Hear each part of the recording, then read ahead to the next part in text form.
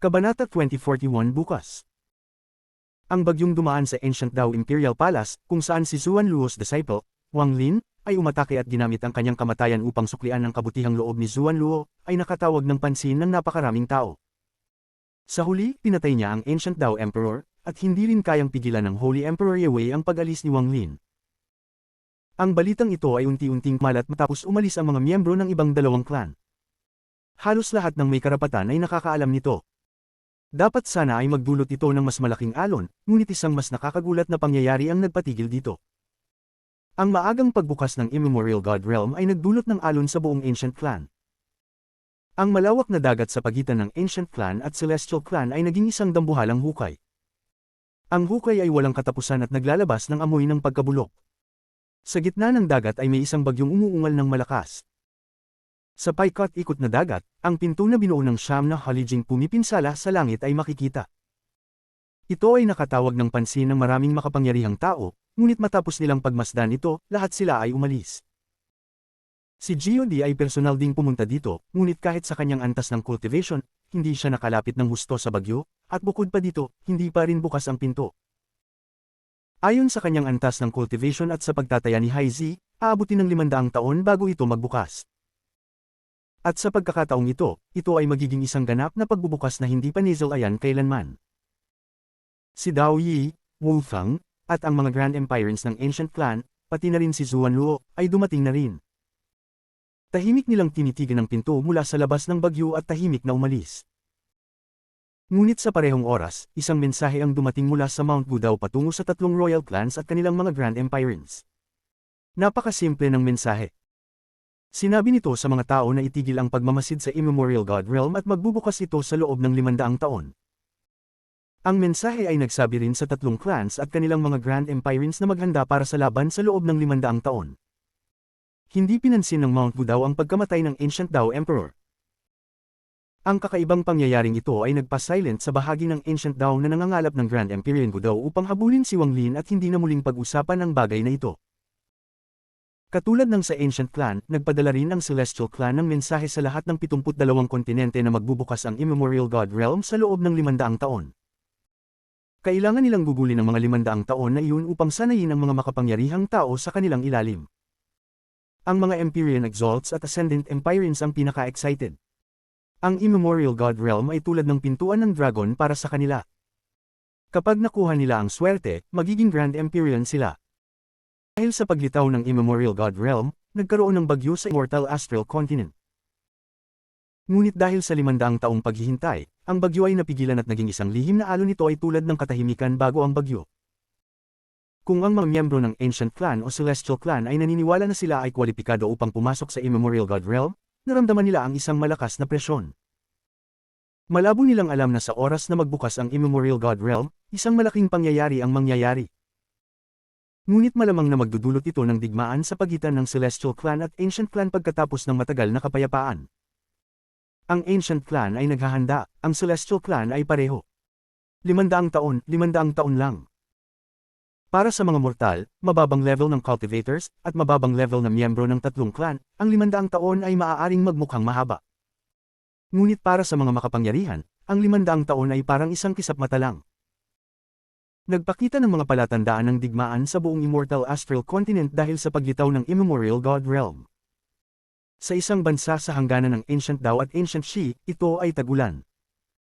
Hindi malakas ang ulan, ngunit tila magtatagal ito ng matagal. Kahit na sa ulan, ang mga sinaunang lungsod ay nanatiling masigla. Tahimik na bumagsak ang ulan sa lupa at nag-accumulate upang maging maliliit na ilog. Ang kalangitan ay malabo at parang malabo. Sa isang bundok na hindi kalayuan, may isang batang lalaki na nakasuot ng puti na may hawak na payong na papel. Katabi siya ng isang babae. Siya ay napakaganda at tinitingnan din ng harap kasama ang batang lalaki. May mga kwento tungkol sa iyo at ang soul fragment sa loob ko na tinatawag na One-er, mahinang sinabi ng babae habang iniiwas ang kanyang tingin mula sa ulan at tinitingnan ng lalaki sa puti sa tabi niya. Siya ang lalaking pumasok sa Ancient Dao Palace, pinatay ang Ancient Dao Emperor, at lumabas mula roon gamit ang kapangyarihan ng isang tao, ngunit walang sinuman ang naglakas loob na pigilan siya. Siya ang nagdala sa kanya dito. Hindi niya alam kung anong balak ni Wang Lin, ngunit sa paglalakbay papunta dito, Ang kabaitan at konsiderasyon ng lalaki ay nagbigay sa kanya ng init mula sa kaibuturan ng kanyang puso. Sa paglalakbay, ikinwento ng lalaki sa kanya ang isang kwento. Isang mahabang kwento. Isang pagkakataon na nagtagpo, isang pag-ibig na nagsimula sa papalabas kita para patayin. At nagtapos sa kahit na gustong ipapatay ka ng langit, ibabalik kita. Kasunod ang libu-libong taon ng kalungkutan at pagmumuni-muni. Tumingin si Wang Lin sa babae sa kanyang harapan, may malumanay na tingin, at tumango. Tahimik na tumahimik ang babae. Ramdam niya na ang malumanay na tingin ni Wang Lin ay hindi sa kanya, kundi sa soul fragment na nasa loob niya. Tinitingnan niya ang ulan sa malayo at nagsalita ng mahina. Saan tayo pupunta?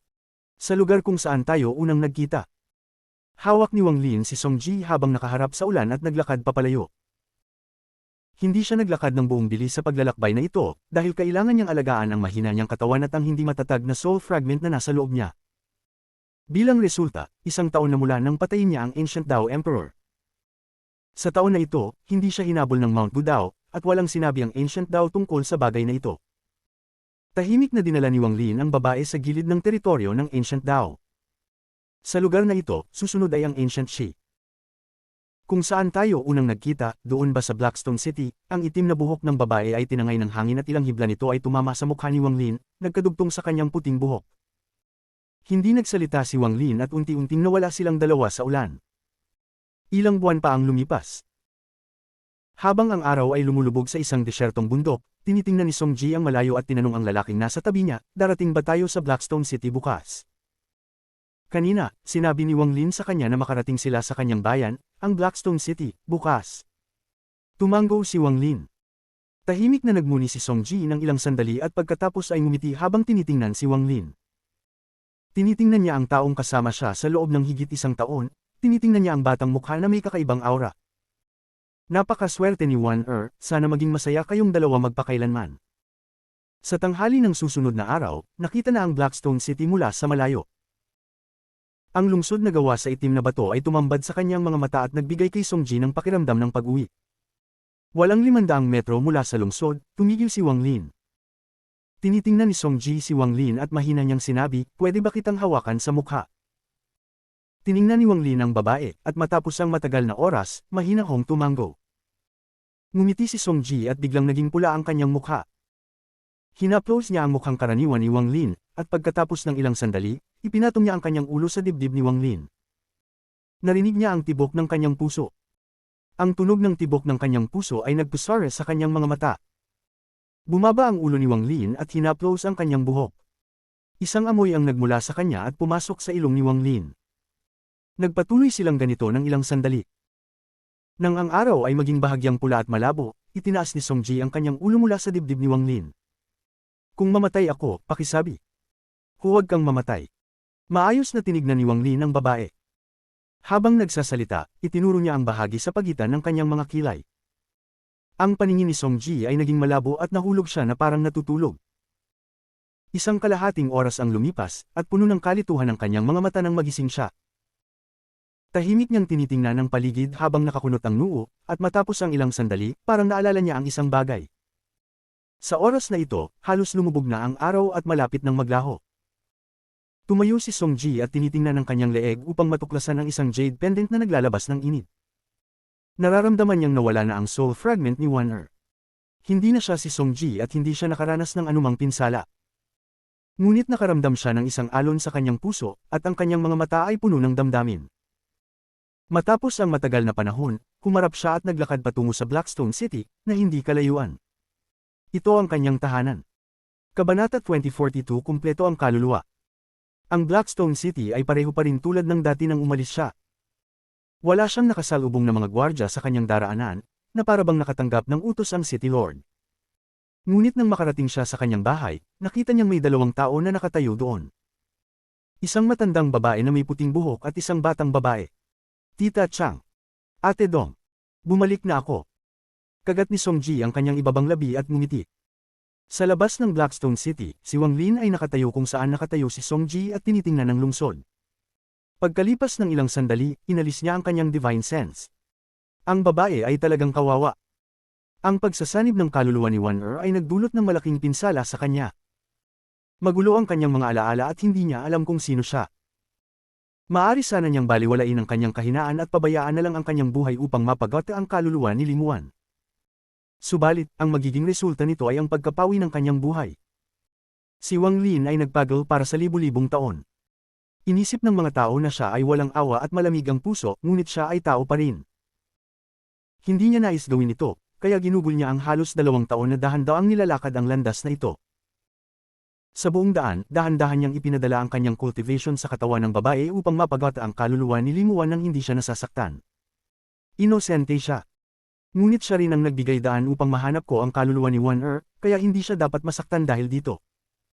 Ang jade na iniwan ko sa kanya ay naglalaman ng aking divine sense at dapat siyang maprotektahan. Jido, kailangan mong alagaan siya ng maayos, mabangis na sinabi ni Wang Lin. May alon ng hangin sa likuran ni Wang Lin at si Prince Jido ay lumabas. Magalang niyang sinabi, ayon sa utos ng Godfather. Naipagbigay alam ko na sa City Lord na bantayan si Song Ji upang hindi siya magdusa ng anumang pinsala. Huwag mag-alala, nagpadala na ako ng mga gwardya na mininirahan dito upang protektahan siya. Alam ni Prince Jido kung gaano kahalaga si Song Ji kay Wang Lin, kaya hindi siya naglakad na magaan hinggil dito.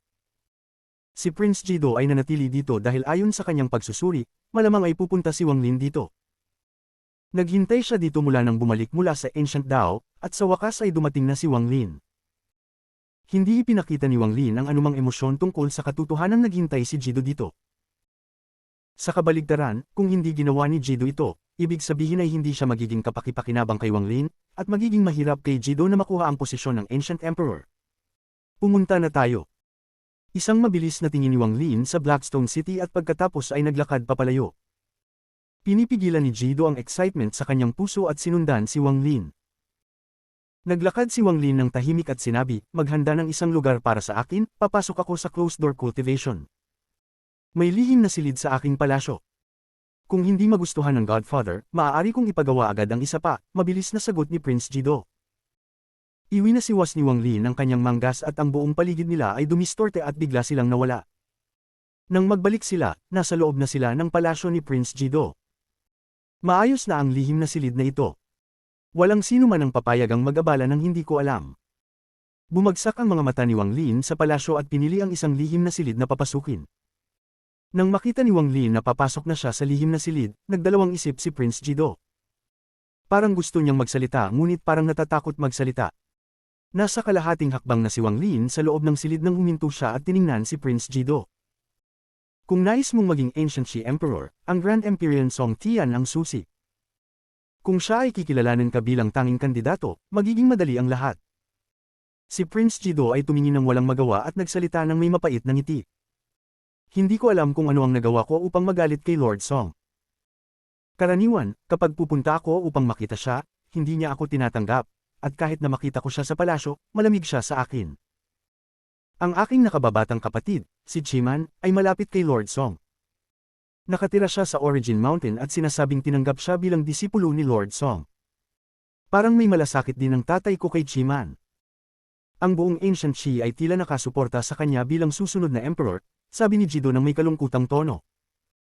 Ang ekspresyon ni Wang Lin ay nanatiling kalmado at pagkatapos marinig ito, nagmuni-muni siya ng ilang sandali.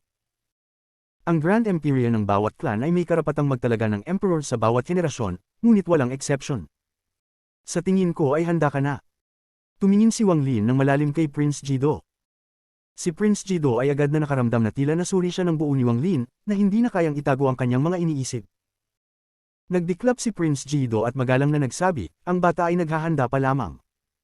Ayokong magtagumpay at mapatalsik bilang hari. Kapag nawala ko ang pagkakataong maging emperor, wala nang pangalawang pagkakataon. Kahit nasa katalinuhan at daya, mas mahusay ako kaysa kay Chiman. Ayokong sumuko. Umaasa ako na tutulungan ako ng Godfather. Kapag naging emperor ako, tutuperin ko ang aming naunang kasunduan at hindi ko kayang baliwalain ito. Ang ekspresyon ni Wang Lin ay nanatiling kalmado at sinabi, maliban sa iyong nakababatang kapatid, may isa pang kalaban. At pati na rin ang senior brother.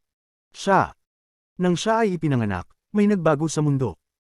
Pati ang Grand Empyrean Gudao ay nakapansin at nagpadala ng isang regalo.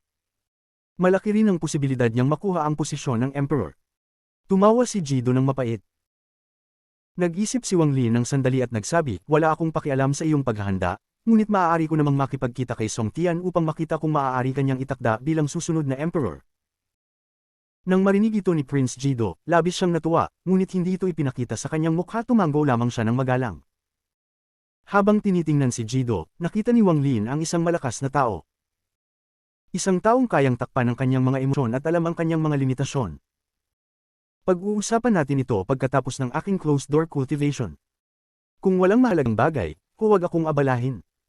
Ibinaba ni Wang Lin ang kanyang tingin at bumalik sa silid. Nang magsara ang pinto, naging tahimik ang lugar. Si Prince Jido ay nanatiling nakaluhod ng ilang sandali bago magalang na tumayo at ipinakita ang kasiyahan sa kanyang mga mata. Sa kapangyarihan ng Godfather, baka magbago talaga ang isip ni Lord Song. Ngunit kailangan ko ring simulan ang aking plano. Ngayong pagkakataon, kailangan ko talagang lumaban. Kapag nagtagumpay ako, sa loob ng 200 taon, ako, si Jido, ay magiging Ancient Shi Emperor. Si Prince Jido ay puno ng kasiyahan at huminga ng malalim bago niya pinigilan ang kanyang excitement. Agad siyang nagbigay ng utos na gawing isang ipinagbabawal na lugar ang lugar na ito, at sinumang magtangkang pumasok ay agad papatayin. Nagpadala pa siya ng ilang gwardya upang protektahan ang lugar araw at gabi. Pumasok si Wang Lin sa lihim na silid at tiningnan ang paligid. Iwinasiwas niya ang kanyang kanang kamay at isang malaking bilang ng mga restriksyon ang kumalat sa buong silid, na nilak ang buong silid. Sa antas ng cultivation ni Wang Lin ngayon, ang mga restriksyon na inilagay niya ay nagbigay daan upang hindi makapasok ang mga Grand Empirines nang hindi niya nalalaman. Umupo siya sa sahig at lumiwanag ang kanyang mga mata. Bukod sa pag-uwi kay Song Ji, may mas malalim na dahilan kung bakit siya pumunta sa Ancient Shi at tinulungan si Prince Jido upang maging Ancient Shi Emperor. Isang patak ng Soul Blood ay hindi sapat upang makapasok ang katawan ni Wan Er sa Immemorial God Realm. Sa Purple Yang Sect, nakita niya ang maraming mga tala ukol sa Immemorial God Realm mula kay Gemini. May ilang mga description tungkol sa Immemorial God Realm. Tungkol sa kung kailan ito nagpakita, wala nakakaalam, ngunit mula sa kanyang nakalap, isang malakas na presyon ang maaaring magtago sa iyo mula sa mga operasyon ng mundo roon. Ang mga kaluluwa ng mga namatay doon ay hindi pupunta sa reincarnation, na parabang kahit ang reincarnation ay titigil doon. Ito ay katulad ng sinabi ng Ancient Dao Imperial Teacher. Kaya't pinayagan ni Wang Lin ang Ancient Dao Imperial Teacher na paganahin ang formation at buksan ng Immemorial God Realm. Hindi makakaligtas ang katawan ni Wan Er sa Immemorial God Realm, at ayon sa Ancient Dao Imperial Teacher, kahit na ang Soul Blood ay makakatulong, isang patak ay malinaw na hindi sapat. Inubos ng Ancient Dao Imperial Teacher ang kanyang pagod upang buksan ang Immemorial God Realm. Ginamit niya ang katotohanan bilang pain at ang reincarnation ni Wan Er bilang pain upang mapapunta ako doon. Anuman, layunin niyang kumbansihin akong maniwala sa kanya, kaya siguradong nagsasabi siya ng totoo patungkol kay Wan Er. Kung hindi, hindi ko na kailangan pang pumunta. Nagmuni-muni si Wang Lin. Ang pinakamalaking dahilan kung bakit tutulong siya kay Jido ay kailangan niyang mas maraming Soul Blood. Upang makuha ito, kailangan niyang pumunta sa Ancestral Temple at dumaan sa huling pagsubok. Ito lang ang tanging paraan upang magkaroon ng pagkakataon na makuha ang pagsang-ayon ng Ancient Ancestor muli at marahil makuha ang mas maraming Soul Blood. Huwag na akong bumalik sa Ancient Dao, at ang karapatang magbukas ng Ancestral Temple ay hindi hawak ng mga Grand Empirines. Ang karapatang iyon ay nasa kamay ng kasalukuyang Emperor. Kahit na si Lu Chen ay kilalanin bilang Ancient Dao Emperor. Ayaw ko nang bumalik sa Ancient Dao. Say ni Wang Lin at ipinaliwanag ang isang komplikadong ekspresyon. Tungkol naman sa Ancient Ji, hindi ko gaanong nakontak ang mga ito. Masangkop sa akin ang Ancient Shi, lalo na dahil kahit si Jido ay may ambisyon, hindi siya magkakalaban sa aking mga intensyon. 500 taon. Ang huling 500 taon. Huminga ng malalim si Wang Lin at winiwisik ang kanyang kamay. Isang malinaw na coffin ang lumitaw sa harap niya. Si Limuan ay parang natutulog sa loob ng coffin. Tinitingnan ni Wang Lin si Limuan at nagiging malumanay ang kanyang ekspresyon. Ibinangga ng kanyang kaliwang kamay ang kanyang noo at isang sinag ng pilak na liwanag ang kumidlat. May malabong anino sa loob ng pilak na liwanag. Ang aninong ito ay kaluluwa ni Limuan. Wan Er, mula ngayon, magiging kumpleto na ang iyong kaluluwa. Gisingin kita. Hindi lang para sa mga dekada, kundi para sa isang buong buhay. Itinaas ni Wang Lin ang kanyang daliri at ang sinag ng liwanag ay tumama kay Limuan. Agad na kumilos ang kanyang mga pilikmata at parang madyay gising, ngunit agad ding tumahimik. Ngunit dalawang daloy ng malinaw na luha ang tumulo mula sa mga sulok ng kanyang mga mata. Kabanata 20:43 Oras. Habang tinitingnan ni Wang Lin si Limuan sa loob ng kabaong, pinagmamasdan niya ang nanginginig na mga pilikmata nito at ang mga malinaw na luha. Maingat na pinunasan ni Wang Lin ang mga luha nito. Ang mga patak ng luha ay nanatili pa sa kanyang daliri. Ipinatong niya ang mga luha sa tabi ng kanyang bibig at nilasahan ang mga ito. Napakasakit, ngunit pagkatapos ay may matamis na lasa ng pagkadyamante. Ito ay isang hindi maipaliwanag na pakiramdam. Pinagmamasdan ni Wang Lin si Limuan ng matagal na panahon. Hindi niya alintana ang paglipas ng oras, patuloy niyang tinitingnan ang mukha ni Limuan. Tumatagal ito ng isang araw, hanggang sa unti-unting hamupa ang kabigatan sa puso ni Wang Lin. Pumikit siya at nang binuksan ang kanyang mga mata, puno na ito ng determinasyon at kailanawan. Yumuko si Wang Lin at ang kanyang mukha ay damaykit sa maputlang labi ni Limuan. Bamulong siya sa tainga ni Limuan ng mga salitang tanging siya lamang ang nakarinig. Pagkalipas ng ilang sandali, iniwasiwas ni Wang Lin ang kanyang manggas at ang kabaong ni Limuan ay nawala na walang bakas. Sa loob ng lihim na silid, tanging si Wang Lin na lamang ang natira. Hindi kalayuan, may isang oil lamp.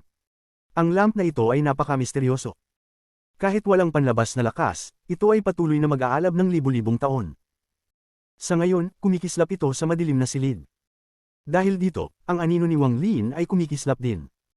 Inabot ni Wang Lin ang kanyang kaliwang kamay sa kawalan at isang sinag ng gintong liwanag ang lumitaw. Ang kaluluwa ng Celestial Emperor ay lumitaw sa kanyang kamay. Ang mga mata ng kaluluwa ay nakapikit, at bagaman nababalutan ito ng gintong liwanag, naglalabas ito ng isang malakas na kulay abong pagkabulok.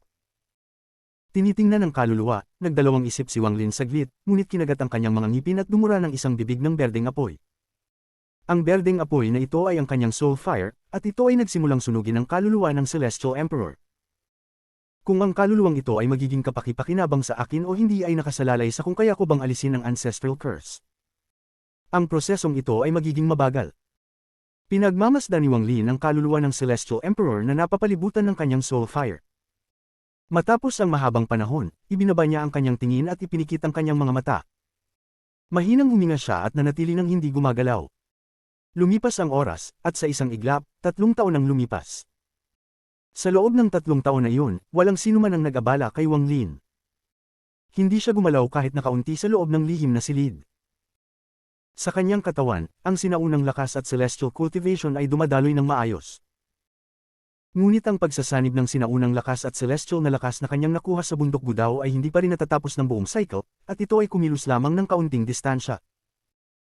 Ang kaluluwa ng Celestial Emperor na sinusunog ng soul fire ay hindi pa nagbabago ng malaki. Gayunpaman, ang pagkabulok sa loob nito ay bumagal ng malaki. Hindi iniisip ni Wang Lin ang mga nangyayari sa labas. Ang kanyang lihim na silid ay binabantayan ng maraming tao, at walang sinuman ang pinapayagang pumasok. Sa loob ng 3 taon, hindi umalis si Prince Jido at pinamahalaan ang mga bagay sa lugar. Minsan, may mga tao mula sa labas na dumating at nagsagawa ng mga lihim na pag-uusap sa kanya.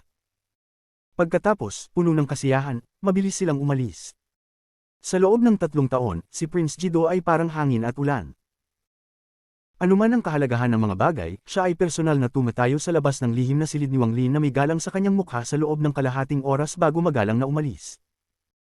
Sa araw na ito, pagkatapos ng 3 taon, binuksan ni Wang Lin ang kanyang mga mata sa kauna-unahang pagkakataon. Nang binuksan niya ang kanyang mga mata, 2 sinag ng malinaw na liwanag ang kumislap.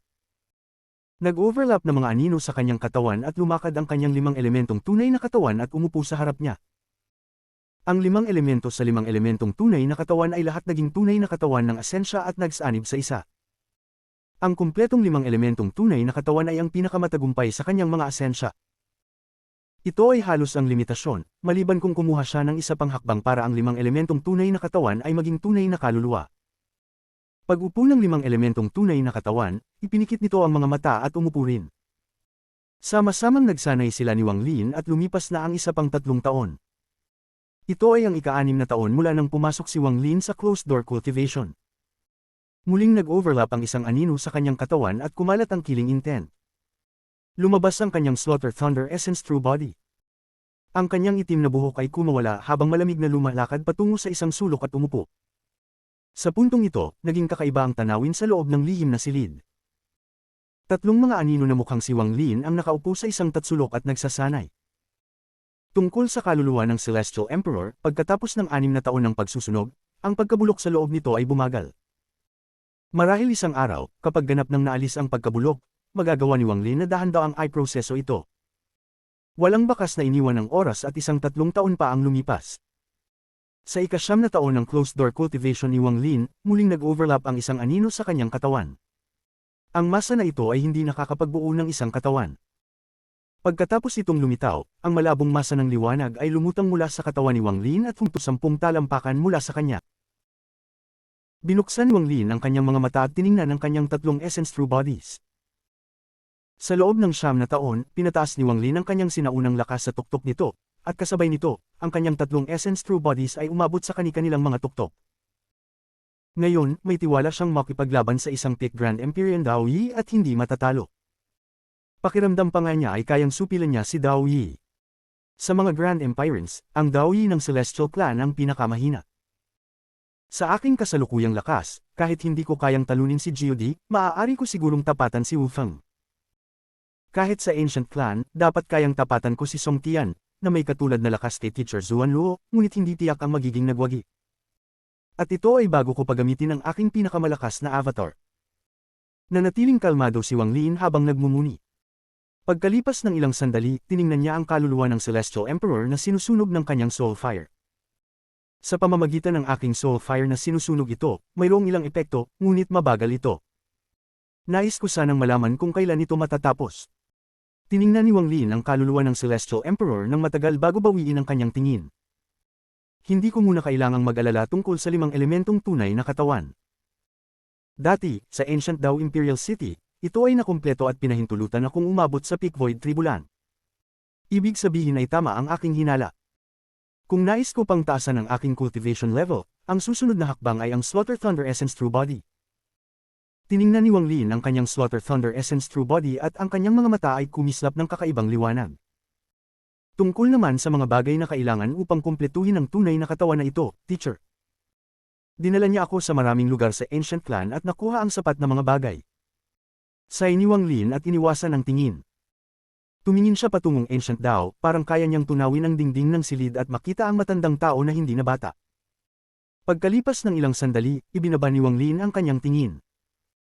Nagpasya siya na hindi aalis mula sa closed-door cultivation hanggat hindi tumataas ang kanyang cultivation level. Kailangan niyang taasan ang kanyang cultivation level upang hindi lamang talunin si Grand Empyrean Song Tian, kundi pati na rin hindi matakot kay Grand Empyrean Gu Dao. Tanging kapag nagawa ito, magiging tiwala siya na mapipili ni Grand Empyrean Song Tian si Jido at makapasok siya sa Ancestral Temple. Higit sa lahat, kailangan niya ang kapangyarihan upang pumasok sa Immemorial God Realm upang matulungan siyang alisin ang lahat ng mga hadlang sa daan at matuklasan ang lihim na layunin ng Ancient Dao Imperial Teacher. Ang attitude ni Grand Empyrean Gu Dao ay napakabigla. Hindi niya ako hinanap tungkol sa usapin ng Ancient Dao, ngunit kailangan kong umasa sa aking sariling lakas upang lutisin ang lahat ng aking mga problema. Hindi ko kayang hayaang ang buhay ko ay madikta ng kalooban ng iba. Tiningnan ni Wang Lin ang kanyang Slaughter Thunder Essence True Body at kumislap ang kanyang mga mata. Ang kanyang landas ng cultivation ay ibang-iba sa landas ng iba. Ito ay isang landas na natutunan niya sa kanyang sariling lakas, at tanging siya lamang ang makakapagpasya kung saan siya patungo. Tanging sa pagsubok lang niya malalaman ang kanyang magiging landas. Ang Slaughter Thunder Essence True Body na ito ay binubuo ng espesyal na mga asensya. Ang Thunder Essence ay nakabuo ng tunay na katawan, ngunit ang iba ay nasa completion lamang. Slaughter, Absolute End, Absolute Beginning, Restriction. Bulong ni Wang Lin habang itinuturo ang Slaughter Thunder Essence True Body. Ang tunay na katawan ay kumilos at unti-unting humiwalay sa kanyang harapan. Ang tunay na katawan ay napapalibutan ng kidlat at lumitaw ang 4 na ulap ng fog. Nang lumitaw ang isa sa mga ito, ang buong silid ay naging malamig at ang amoy ng killing intent ay nagbigay ng takot sa paligid. Ito ay ang Slaughter Essence. May isa pang ulap ng fog na kumislap ng hindi mabilang na mga kakaibang simbolo. Habang gumagalaw ang fog, lalong maraming simbolo ang lumilitaw. Ito ang Restriction Essence. Para sa natitirang 2 ulap ng fog, ang isa ay nagbibigay ng liwanag at ang isa ay ganap na madilim.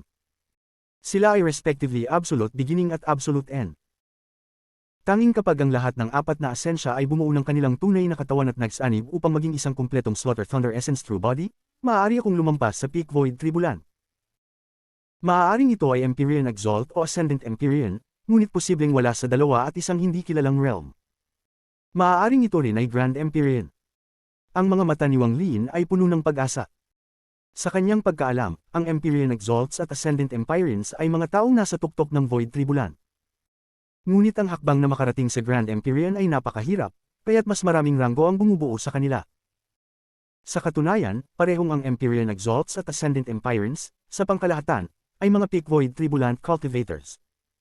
Ang mga mata ni Wang Lin ay kumislap.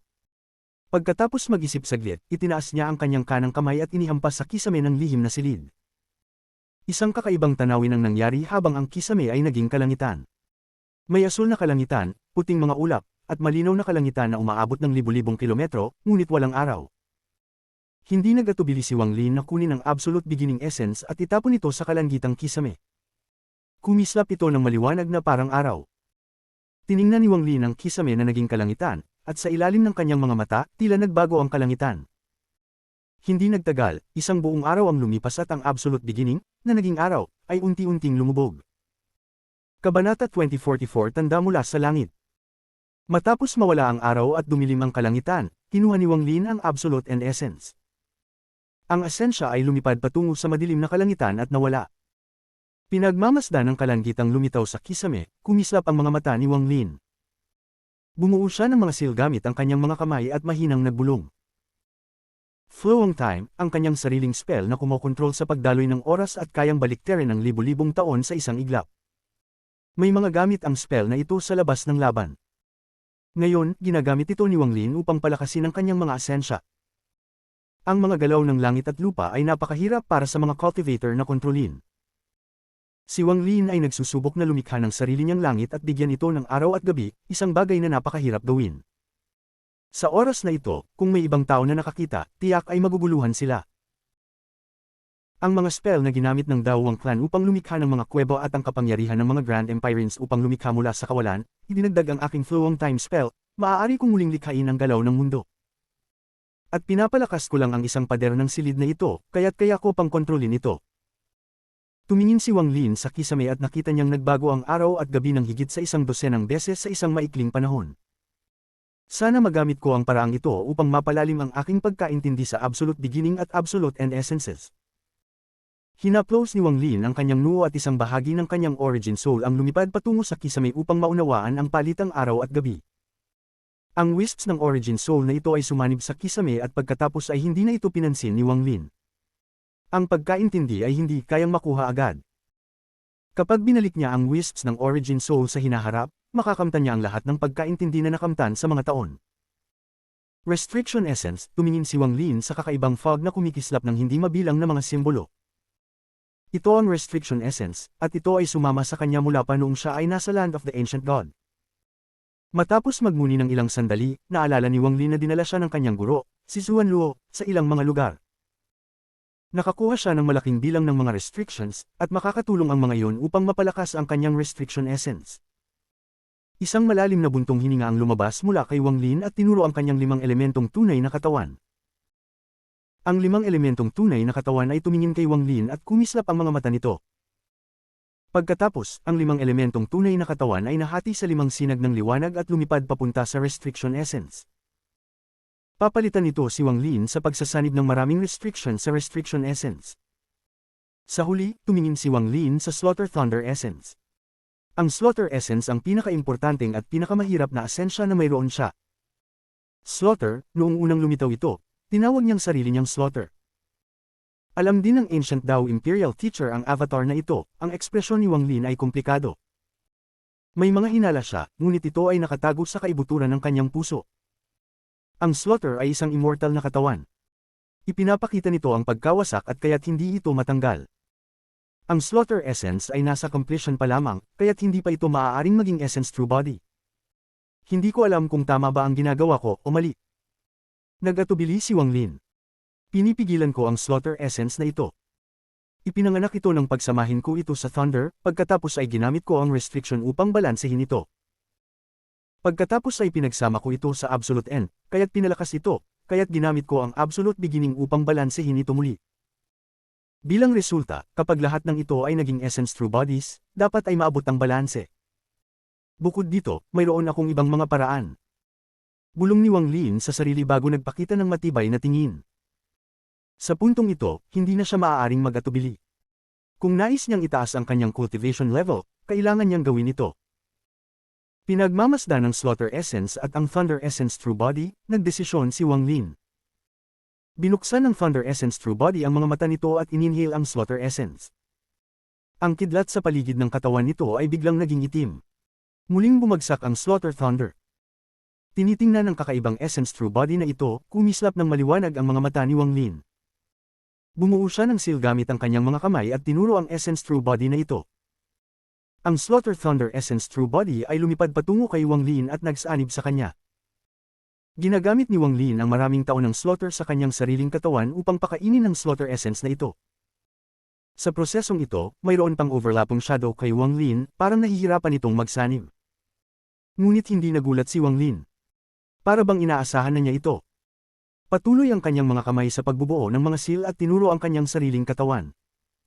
Tuwing itinuturo niya, nawawala ng kaunti ang overlapping shadow.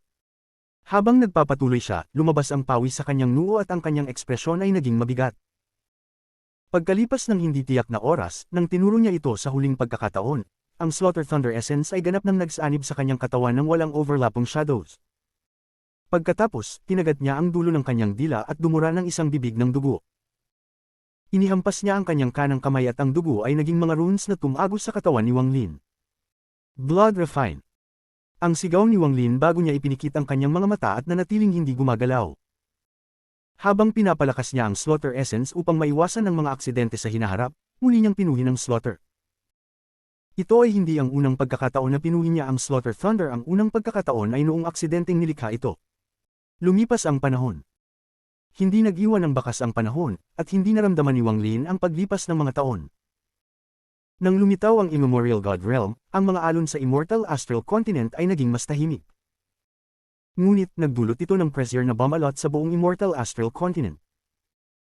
Ang mga sektang kabilang sa mga Celestial Clan ay naging tahimik at nagkaroon ng isang bihirang sandali ng kapayapaan. Lahat sila ay nagtitipon ng lakas para sa pagbubukas ng Immemorial God Realm. Ang bawat sekta na may lakas ay naramdaman na matapos ang period ng pagsugpo, magsisimula ang isang mahabang digmaan na tatagal ng daan-daang taon sa pagitan ng Celestial Clan at Ancient Clan. Sa digmaang ito, maaaring magtagumpay ang mga Grand Empirines. At para sa mga Ascendant Empirines at Empyrean Exalts ng mga sekta, may ilang mawawala at may ilang magiging tanyag. Sa Ancient Clan, pareho ang nangyayari. Ang tatlong royal families ay sumusunod sa utos ni Grand Empyrean Gudao at naghahanda para sa digmaan. Nararamdaman nila ang pressure, at ang kanilang mga Grand Empirines ay pumasok sa closed-door cultivation. Sa Ancient Dao, si Luo Chen ay naging bagong emperador. Ngunit, bilang bagong emperador, hindi pa siya pamilyar sa buong Ancient Dao. Kailangan niyang maglaan ng oras upang mag-adjust bago niya tunay na hawakan ang lahat. Sa proseso ng ito, pansamantalang pinapalitan ni Holy Emperor Yewei ang kasalukuyang emperador upang pangasiwaan ang Ancient Dao. Patungkol kay Zuan Luo, matapos italaga si Luo Chen bilang emperador, pumasok siya sa closed-door cultivation. Malapit na siya sa kanyang reincarnation at kailangan niyang harapin ang pagbubukas ng Immemorial God Realm. Hindi ito ang pinakamagandang panahon para mag-reincarnate. Kailangan niyang pigilin ito at maghintay na maging kalmado ang lahat bago mag-reincarnate. Ang Ancient Shi ay may katulad na problema. Ang matandang emperador ay tumatanda na, at ayon sa sinaunang kasunduan, maliban kung pinahintulutan ito ni Grand Empyrean Gudao, kailangan niyang ipasa ang kanyang trono sa kanyang mga inapo. Ngayon ay mayroon pang mga 100 taon bago niya kailangang ipasa ang kanyang trono. Manatili siyang tahimik sapagkat wala siyang karapatang pumili, kaya't ang lahat ng mga prinsipe ay nakatuon kay Grand Empyrean Song Tian. Si Jido ay maraming beses nang pumunta upang makipagkita kay Grand Empyrean Song Tian ngunit lagi siyang pinipigilan sa labas ng Origin Mountain. Malapit na ang panahon, at kapag ginawa ni Grand Empyrean Song Tian ang kanyang desisyon, magiging huli na. Sa puntong ito, 3 tao ang nakaupo sa loob ng palasyo ni Prince Jido. Isa sa kanila ay si Jido. Nakakunot ang noo at mukhang nag-aalala. May isang batang babae sa kanyang tabi. Paminsan-minsan, tumitingin siya kay Jido nang may pag-aalala sa kanyang mga mata. Brother, si Senior Wang Lin ay pumasok sa closed-door cultivation ng 100 taon, papalapit na ang araw ng pag-alis ng ama sa trono. Ayon sa kaugalian, ang isang bagong emperador ay pipiliin 100 taon bago ang kanyang pag-alis sa trono. Sa oras, dapat ay desidido ito sa mga susunod na taon. Kung hindi ka humingi ng tulong kay Senior Wang Lin, takot ako ay magiging huli na, buntong hininga ng batang babae. Siya ay ang batang babae na nasa tabi ni Jido noon at ikinasal sa isa sa mga henyo ng Ancient Shi. Siya ay itinuturing na pinakamalakas sa bagong henerasyon at isang malapit na kakampi ni Jido. Tumabi siya sa batang babae at malamig na tinitingnan ng lahat ng ito. Bali-balita na ang senior na ito ay dapat maging ika-10 araw, ngunit pagkatapos niyang umalis sa Ancient Dao, pumasok siya agad sa closed-door cultivation. Mukhang siya ay nasaktan, maaari ba niyang baguhin ang isip ni Lord Song? Ang nagsalita ay ang binata na nakasuot ng lila, asawa ng babae. Royal brother. Lalo pang nag-alala ang babae. Si Prince Jido ay nagpakita ng pag-aalangan ng matagal bago siya magbuntong hininga at mapagpasyahan, wala nang dapat pag-usapan. Sinabi ni Godfather na huwag siyang istorbohin. Ito, pinagit ng babae ang kanyang ibabang labi. Nang makita ang matibay na tingin ni Jido, nilunok niya ang kanyang mga salita. Tanging ang binata na nakasuot ng lila ang nagbigay ng isang ngisi ng pang-aasar. Mukhang siya lamang ang hindi naniniwala na kasing nakakatakot si Wang Lin gaya ng mga bulong-bulungan. Kahit na hindi lumabas si Godfather, nakapaghanda ako ng 100 taon at maaari pa rin akong magtangka. Kung mamatay si Chiman, at ang aking royal older brother, pipili pa ba si Lord Song ng isang patay na tao bilang susunod na emperador? Isang malamlam na liwanag ang kumislap sa mga mata ni Jido. Pagkatapos niyang magsalita, ang buong bulwagan ay naging malamig at ang puso ng batang babae ay nanlambot na parabang nais niyang magsalita, ngunit ngumiti na lamang ng mapait. Ang royal brother na ito ay masyadong nagbago sa nakaraang 100 taon, kaya't naramdaman niyang naging estranghero na siya. Ang bulwagan ay naging tahimik. Maging ang binata na nakasuot ng lila ay naging tahimik matapos marinig ang mga salita ni Jido. Itinaas niya ang kanyang ulo upang magsalita, ngunit sa sandaling ito, isang matinding pressure ang bumagsak. Nang dumating ang pressure, nagbago ang kulay ng mundo at isang nakakagulat na pagbabago ang nangyari. Isang hindi maipaliwanag na aura ang lumabas mula sa silid ni Wang Lin at tumagos sa kalangitan. Ang dating malinaw na kalangitan ay tila bumagsak, at malalaking piraso ng mga fragment ang nagkalat sa lahat ng direksyon. Isang tanda mula sa langit. Nagmumula ito sa closed-door cultivation chamber ni Godfather. Lumabas na si Godfather mula sa kanyang closed-door cultivation. Tumayo si Jido at naging excited. Kabanata 2045 Pagsasanib ng True Body. Nagpakita ang ulap sa langit at gumalaw. Parang kabutya ito. Kumalabog ang tunog habang kumalat ito, tinakto ng kalangitan at pinadilim ang lupa. Isang malakas na pressure ang kumalat mula sa langit at bumalot sa lupa sa ibaba. Nagsimulang mag-uga ang lupa. Kung may kaluluwa ang lupa, tiyak ay nanginginig ito sa takot dahil sa pressure. Bukod kay Prince Jido at sa kanyang mga kasama, maraming mga gwardya sa palasyo. Hindi mahihina ang kanilang mga cultivation at ilan sa kanila ay naging mga lord na May 27 na bituin. Ngunit sa sandaling ito, habang bumababa ang pressure, ang halos 1,000 gwardya ay nagkulay puti at ang kanilang mga katawan ay nanginginig. May mga tunog ng pagbibiyak mula sa kanilang mga katawan na parang hindi nila kayang tiisin ang pressure. Ano kaya ang itinaguyod niya sa nakaraang 100 taon para makalikha ng ganitong pressure? Nagbago ang ekspresyon ng binatang nakasuot ng lila. Kahit na sa kanyang antas ng cultivation, halos hindi niya kayang tiisin ito. Tungkol naman sa batang babae, hindi siya makabangon. Nakatagilid siya sa upuan at ang pawis ay tumatakip sa kanyang noo. Nagpakita ng kasiyahan si Prince Jido. Hindi niya tinangka ang istorbohin si Wang Lin sa nakaraang 100 taon, kahit na naharap siya sa isang krisis na buhay o kamatayan. Pinagapang niya ang kanyang mga ngipin at tiniis ang lahat, at ngayon, naramdaman niya ang aura ng kanyang godfather na si Wang Lin mula sa pressure na ito. Ang ulap sa langit ay patuloy na gumalaw at isang kakaibang anino ang lumitaw sa loob. Ang anino ay isang pulang araw na nagbigay ng liwanag. Habang kumalat ang liwanag, ang ulap ay gumalaw at isang malakas na pag-uga ang kumalabog, at pagkatapos, ang ulap ay kumalat ng walang hanggan. Ang palasyo ni Prince Jido ay nabalot ng ulap na ito. Ang maraming tao sa loob ng palasyo ay nahirapang labanan ng pressure, kaya't nanatili silang frozen, hindi makagalaw. Lalo na ang halos 1,000 gwardya sa palasyo na masyadong malapit sa pressure, silang lahat ay nanginginig at ang takot ay pumuno sa kanilang mga puso. Sa loob ng palasyo, ang binatang nakasuot ng lila ay nabasa sa pawis at ang karamihan sa kanyang damit ay nabasa. Ang kanyang mga mata ay puno ng takot. Nakarating na siya kay Grand Empyrean Song Tian, at hindi pa siya nakaramdam ng ganitong uri ng takot kahit bago si Song Tian. Parang ang kanyang buhay ay nasa ilalim ng kontrol ng pressure na ito. Ang mga bulong-bulungan tungkol sa taong ito mula 100 taon ang nakalipas ay dumating sa isip ng binatang nakasuot ng lila. Ang hindi pagpapakita ng respeto sa kanyang puso ay nawala ng tuluyan. Ang isang tao na kayang magbigay ng ganitong pressure ay maihahambing kay Grand Empyrean Song Tian. Habang ang pressure at ulap ay bumabalot sa buong bansa, sa malalayong lugar, sa imperial na lungsod ng Ancient Shi, may isang bundok na may malaking templo sa tuktok. Ang bundok na ito ay tinatawag na Origin Mountain, at ang tuktok ng bundok ay hugis panel, na parabang ang bundok ay maghihiwalay sa kalangitan. Ang malaking templo ay itinayo sa dulo ng pangil. Ito ang Ancient Shi Temple.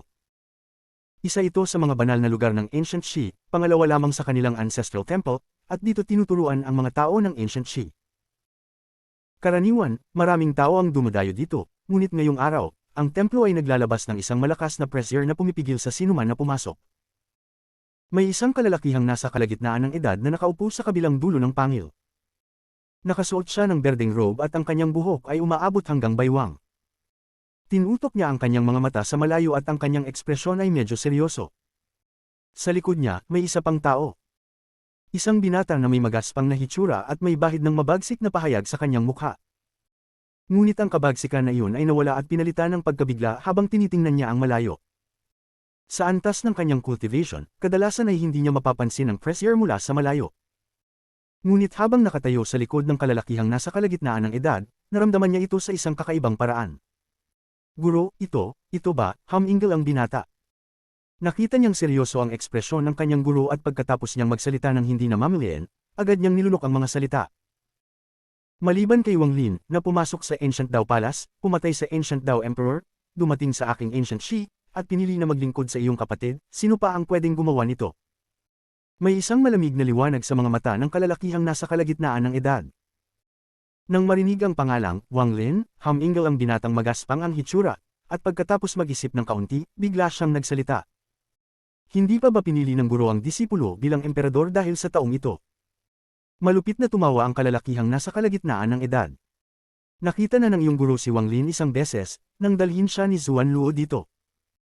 Hindi mahina ang kanyang cultivation at kahanga-hanga ang kanyang combat power, ngunit hindi pa siya karapat-dapat sa aking pansin.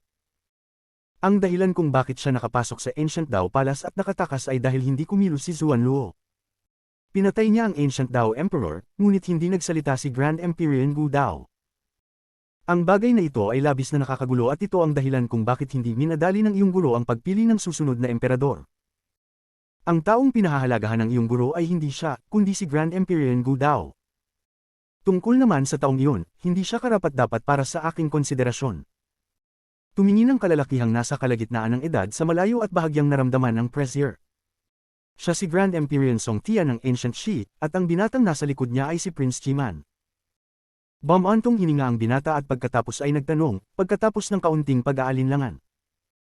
Guro, ang paglabas ni Wang Lin mula sa closed-door cultivation pagkatapos ng 100 taon ay nangangahulugang tumaas ang kanyang cultivation level, kung hindi niya magagampanan ang ganitong pressure. Hindi nagsalita ang kalalakihang nasa kalagitnaan ng edad, ngunit ang kanyang mga mata ay bahagyang kumurap. Nagmuni siya ng kaunti pa bago magsalita. Pinagsasama niya ang kanyang essence true bodies. Ang kanyang mga essence true bodies ay kahanga-hanga at nais niyang ganap na pagsamahin ng mga ito, ngunit magiging mahirap yun. Gayunpaman, napagpasyahan niyang manatili sa Ancient Shi at pagsamahin ang kanyang mga essence true bodies nang hindi ako pinapalala.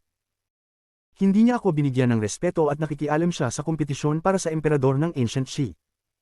Kailangan ko siyang turuan ng leksyon. Bagamat nababahala ang kalalakihang nasa kalagitnaan ng edad tungkol kay Grand Empyrean Gu Dao, siya pa rin ay isang Grand Empyrean. Siya rin ang tagapagtanggol ng Ancient Shi at may karapatang harapin ang anumang tingin niyang banta sa Ancient Shi. May malamig na liwanag sa kanyang mga mata at iniangat ng kalalakihang nasa kalagitnaan ng edad ang kanyang kanang kamay. Gumawa siya ng isang seal at itinuro ang direksyon ng pressure na inilabas ni Wang Lin. Ibukas ang seal. Habang binibigkas ito, kumislap ang isang anino sa kanyang kanang kamay. Kasabay nito, sa gitna ng Ancient Clan, sa Mount Gu Dao, isang figure na natatakpan ng ulap ay nakaupo sa tuktok ng tore. Ang figure ay nagbukas ng kanyang mga mata at tumingin patungo sa direksyon ng Ancient Shi. Matapos ang mahabang panahon, ang figure ay nagbulong sa sarili, pagsasanib ng essence true body. Kalma ang kanyang mga salita at walang ipinapakitang emosyon. Habang ang ulap ay bumabalot sa palasyo ni Prince Jido, isang araw ang lumitaw sa langit, at ang mundo ay mabilis na nagbago ng kulay at naging gabi. Sa maikling panahon, ang langit ay nagpalitan ng gabi at araw. Pagkatapos ng 9 na ulit, lumitaw ang mga linya sa loob ng ulap at bumuo ng mga simbolo. Bawat isa sa mga ito ay naglalaman ng lakas ng restriction essence. Dahan-daang lumipas ang mga oras. Habang lumalipas ang mga oras na ito, patuloy na dumami ang mga restrictions at ang palitan ng gabi at araw ay naging mas madalas, ngunit wala pang tanda ng pagsasanib. May mga senyales ng hindi pagkakatatag. Habang ang gabi at araw ay nagpapalitan, nagsimulang hamina ang kalangitan, at maging ang maraming restrictions ay nagpapakita ng mga senyales ng pagkawala. Sa sandaling ito, isang nakakagulat na ungol ang kumalabog habang 5 sinag ng liwanag ang lumabas mula sa palasyo. Hindi matukoy kung ano ang nasa loob ng 5 sinag, ngunit nagsama-sama ito sa langit upang bumuo ng isang anino. Ang anino ay eksaktong kahawig ni Wang Lin. Ngunit hindi ito ang orihinal na katawan ni Wang Lin, kundi ang kanyang 5-element true body. Lumulutang ito roon parang isang ilusyon at may sukat na katulad ng isang karaniwang tao. Ngunit nang huminga siya, ang lakas ng mundo ay nagsimulang magmadali patungo sa kanya. Pagkatapos, lumaki ang 5-element true body hanggang sa umabot sa 1,000 talampakan. Ang lakas ng mundo ay ang lakas ng 5 elemento ng mundo. Muling huminga ang 1,000 talampakan na true body. Ang lupa ay yumunig, lumitaw ang apoy mula sa langit, ang ulap ng ulan ay sumunod, natuyo ang mga damo, at maging ang metal mula sa langit ay gumalaw. Ininhale ang lakas ng 5 elemento sa kanyang bibig. Sumabog ang malalakas na tunog at ang anino ng 1,000 talampakan ay lumaki pa upang maging isang higanting 10,000 talampakan. Ipinatong ng 10,000 talampakan na 5-element true body ang kanyang mga braso. Kasabay nito, naging maayos ang pagpalit ng gabi at araw at hindi na nagpapakita ng senyales ng pagkawala ang restrictions. Ngunit, nang magsimulang mag-stabilize ang restrictions, absolute beginning, at absolute end, isang mabagsik na ugong mula sa kailaliman ng lupa ang umabot. Ang ungol na ito ay naglalaman ng kabagsikan at nakakagulat na lakas. Pinanginig nito ang puso ng lahat ng miyembro ng Ancient Shi at nagdulot ng takot. Sa sandaling umabot ang ungol, ang puso ni Prince Jido sa loob ng palasyo ay nanginginig at naputol ang kanyang hininga. It's Luo Hao. Napalid ang kulay ng mukha ng binata sa lila. Nang marinig niya ang tungkol kay Luo Hao, naalala niya ang isang bulong-bulungan tungkol kay Prince Jido. Ipinapahayag ng bulong-bulungan na nang ipanganak ang prinsipe na ito, mayroong isang senyales mula sa kalangitan, ngunit isang masamang senyales ito. Itinago ito ng royal family at pinawalang bisa ng imperial teacher. Kaunting tao lamang ang nakakaalam nito, ngunit sa nakaraang 100 taon, hindi malamang kung bakit muling kumalat ang bulong-bulungan sa Ancient Shi. Ayon sa bulong-bulungan, ang dahilan kung bakit itinayo ni Prince Jido ang kanyang palasyo sa bansa ng Luo Hao ay dahil ang mabagsik na hayop na nakakulong sa ilalim ng bansa ay ang Luo Hao. Tungkol naman sa dahilan kung bakit nandyan si Jido, siya ang may papel sa pagpapatahimik sa Luo Hao at maaari rin niyang pakanabangan ang aura ng Luo Hao. Inayos ito ng imperial teacher bago siya mamatay. Patuloy pang naging malakas ang ungol. Kaunting sandali pa, isang higanting anino ang lumitaw mula sa malayo.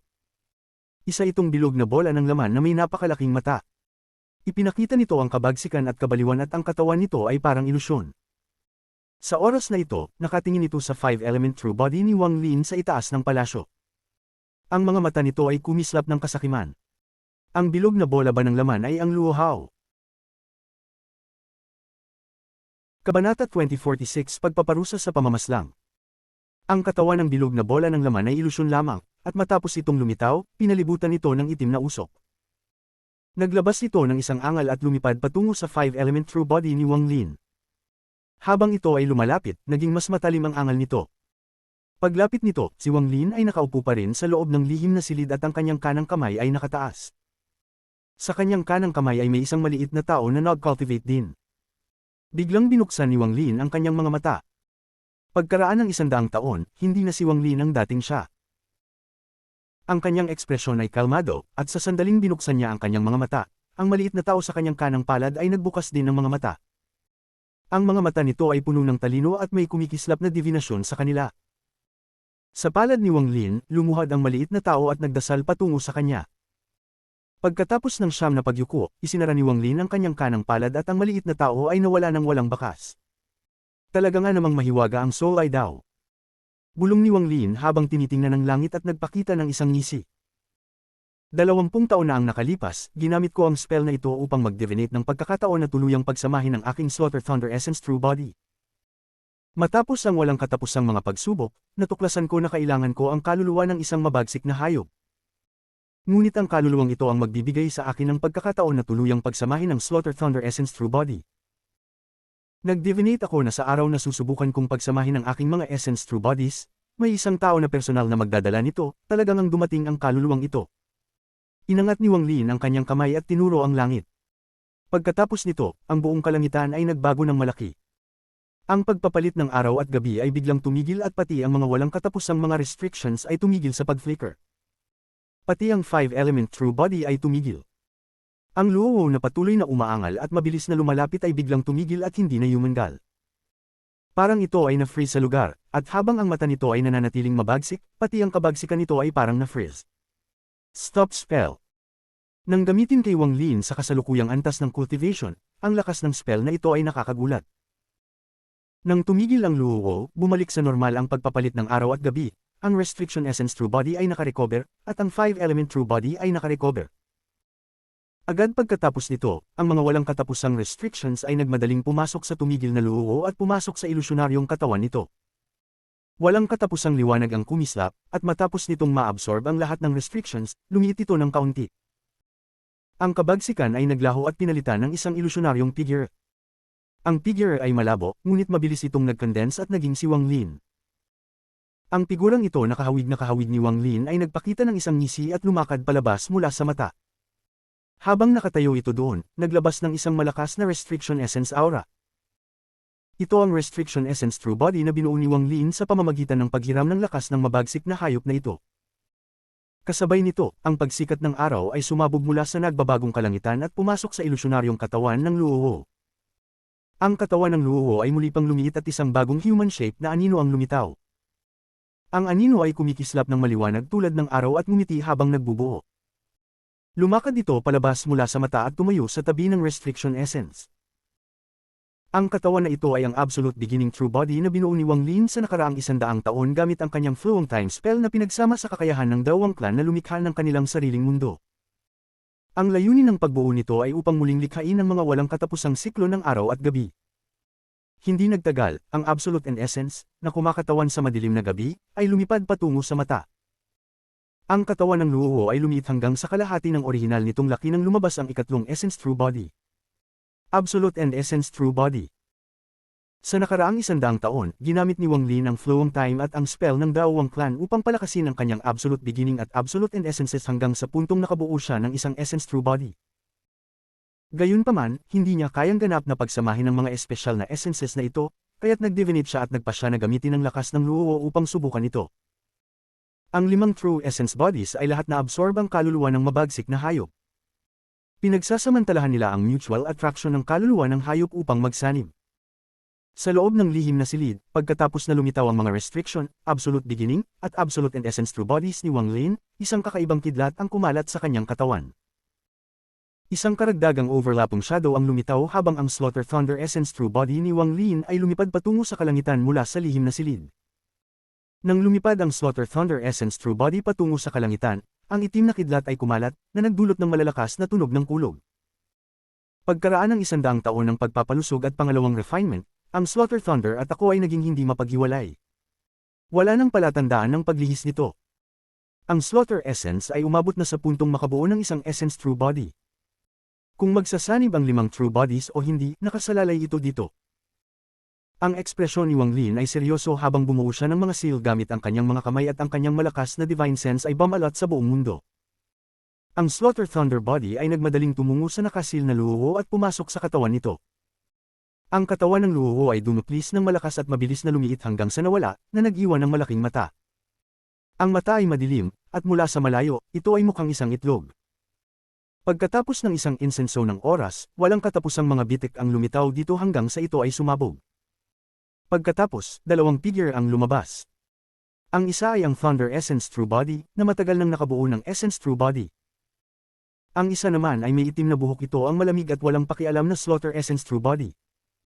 Pagkatapos lumitaw ang Essence True Body na ito, tahimik itong tumingin sa kalangitan at naglabas ng nakakagimbal na aura. Ito ay isang destructive aura na kumakatawan sa pagkawasak at pamamaslang. Ako ay Slaughter.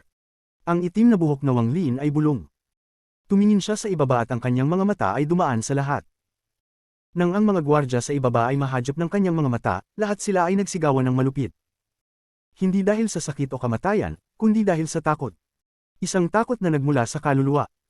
Sa loob ng hall, ang binatang nakasuot ng lila ay nanginginig at ang kanyang isipan ay puno ng takot. Pati si Prince Jido ay nanginginig, puno ng takot. Ako ang tinatawag na Slaughter. Tumangala ang itim na buhok na Wang Lin at umatungal sa langit, ngunit sa oras na iyon, isang malamig na hininga ang umabot mula sa palasyo. Nang pumasok sa mga tainga ng itim na buhok na Wang Lin ang malamig na hininga, tumigil ang kanyang angal. Nagpakita ng sakit at kabaliwan sa kanyang mukha. Sa pagkakataong ito, lumipad patungo sa itim na buhok na Wang Lin ang Thunder Essence True Body at nagsanib sa kanya. Dahil dito, ang itim na kidlat sa paligid ay nagwala. Kaunting sandali pa, ang mga mata ng Restriction Essence True Body ay kumislap at ang katawan nito ay naging walang katapusang restrictions. Lumikha ito ng isang restriction storm at nagsanib sa katawan ng itim na buhok na Wang Lin.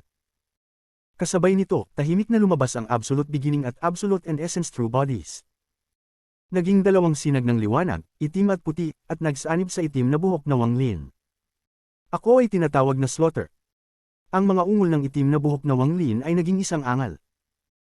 Apat na overlapping shadows ang lumitaw, parang siya ay pipilitin na palayasin ang mga true bodies mula sa kanyang katawan. Walang makakapag-control sa akin, ako ay pamamaslang. Habang umaatungal siya, ang mga overlapping shadows sa kanyang katawan ay itinulak ng ilang pulgada. Ang hitsura nito ay napaka-misteryoso. Isang pangalawang malamig na hininga ang narinig. Ang itim na buhok na Wang Lin ay nanginginig, at sabay na lumitaw ang 5-element true body sa kalangitan. Ang 5-element true body ay lumiit at inihagis ang kamay. Isang malaking palad ng 5-element energy ang bumagsak patungo sa itim na buhok na Wang Lin. Ako ay Slaughter. Ang itim na buhok na Wang Lin ay tumingin pataas at naglabas ng isang destructive force. Nang siya ay mag-struggle, isang malakas na pressure ang lumitaw sa paligid niya. Ang pressure na ito ay naglalaman ng isang malakas na divine sense na bumagsak sa kanya. Gayon din sa sandaling iyon, ang anino ng isang luowo ay lumitaw sa likod ng itim na buhok na Wang Lin. Ang anino ng luowo ay pira-piraso, ngunit walang katapusang mga itim na sinulid ang lumitaw at ang mga piraso ay nagsimulang magsanib. Ang mga overlapping shadows sa paligid ng itim na buhok na Wang Lin ay hindi na kumalat, kundi nagsanib. Sa dahilang ikaw ay aking pangalawang true body, ikaw ay Slaughter. Mula ngayon, papalit ka sa akin upang manghunting ng aking mga kaaway. Ipapakalat mo ang aking destructive intent at papatayin ang mga nagnanais na saktan ako. Ang pangalan mo ay Slaughter at ang iyong down name ay Punishment. Isang makapangyarihang boses ang umalingaw sa buong mundo at ang anino ng luho sa likod ng itim na buhok na Wang Lin ay tuluyang nagsanib. Ang iba pang apat na overlapping shadows ay ganap na nagsanib at naging isa. Ang pressure ay nawala at ang mundo ay bumalik sa normal. Ang itim na buhok na Wang Lin ay nanatiling may itim na buhok. Nakatayo siya doon at dahan-dahang iniangat ang kanyang ulo. Ako ay Punishment Slaughter. Ang boses na ito ay kalmado at sobrang lamig. Wala itong emosyon, tanging malamig na walang pakialam. Kinakatawan nito ang pamamaslang at pagkawasak ni Wang Lin, na magpapaluhod sa kalangitan at lupa. Papatunayan nito sa mga kaaway ni Wang Lin ang takot. Habang itinataas ang kanyang ulo, ang malamig na tingin niya ay tumutok sa malayo at parang kaya nitong tumawid ng walang katapusang distansya. Direktang tumingin ang kanyang mga mata sa dulo ng sungay ng Origin Mountain, sa gulat ni Song Tian. Masama ito. Nanginginig ang katawan ni Song Tian at humihingal. Automatikong tumayo siya at ang kanyang ekspresyon ay nagbago. Hinawakan niya si Chiman at lumipad patungo sa hangin bago gumuho ang horn na kanyang kinasasakupan. Kabanata 2047 Apakan ang daan ng kalangitan, daw ng pagwawalang bisa ng buwan. Sa Luowo Continent, matapos devour ni Wang Lin ang isang bahagi ng kaluluwa ni Luowo, si Prince Jido ay nagsuka ng isang malaking bahagi ng dugo sa loob ng palasyo. Matapos siyang magsuka ng dugo, isang hindi nakikitang seal sa loob ng kanyang katawan ang gumuho at naputol. Ang mga mata ni Prince Jido ay nagpakita ng kakaibang liwanag at naramdaman niyang may isang lakas na nagising sa kanyang katawan. Ang lakas na ito ay pumuno sa kanyang katawan at pinaikit niya ang kanyang mga mata. Sa labas ng templo, tinanggal ni Wang Lin, na may itim na buhok, ang kanyang tingin mula sa Origin Mountain. Ang kanyang mga mata ay sobrang lamig at walang awa. Sa tabi niya ay ang 5-element true body ni Wang Lin. Bagamat magkapareho ang hitsura ng dalawang true body, ang pakiramdam na ibinubukas nila ay ganap na magkaiba. Ang 5-element true body ay kumakatawan sa buhay ng pagninilay ni Wang Lin. Magbibigay ito sa mga tao ng malumanay ngunit malakas na presyon mula sa isang malakas na nilalang. Ang Slaughter Essence true body naman ay kumakatawan sa buhay ng pamamaslang ni Wang Lin. Magdudulot ito ng malamig na pakiramdam at hindi magtangkang lumapit ang sinuman.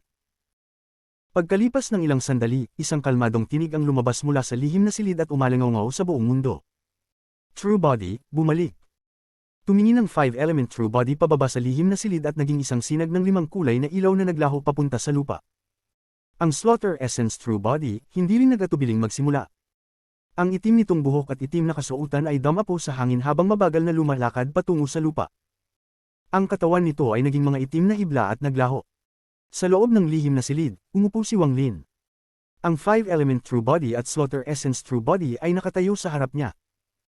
Tinitingnan niya ang dalawang Essence True Bodies ng may seryosong ekspresyon. 100 taon ng pagsasanay upang sa wakas ay mabuo ang Slaughter Essence True Body na ito. Nais ko sanang malaman kung ang aking cultivation ay makakatawid ng isang hakbang mula sa tuktok na Void Tribulant pagkatapos nitong magsanib sa aking orihinal na katawan. Kung tataas pa ang aking cultivation, marahil ay maaalis ko ang sumpa ng ninuno sa kaluluwa ng Celestial Emperor at makokontrol ko ito. Si Wang Lin ay huminga ng malalim at iniwas ang tingin mula sa kanyang mga True Bodies. Tiningnan niya ang kaluluwa na sinusunog ng kanyang soul fire sa gitna ng silid. Sa nakaraang 100 taon ng refining, ang kulay ng pagkabulok ay naging kasing laki ng kamao ng isang sanggol, ngunit hindi pa ito ganap na naaalis. Ang landas ng aking cultivation ay ganap na naiiba sa iba. Pagkatapos ng tuktok na Void Tribulant, may mga Empyrean Exalts at Ascendant Empyreans. Ngunit ito ay idinagdag ng iba, at sa katotohanan, bahagi ito ng tuktok na Void Tribulant.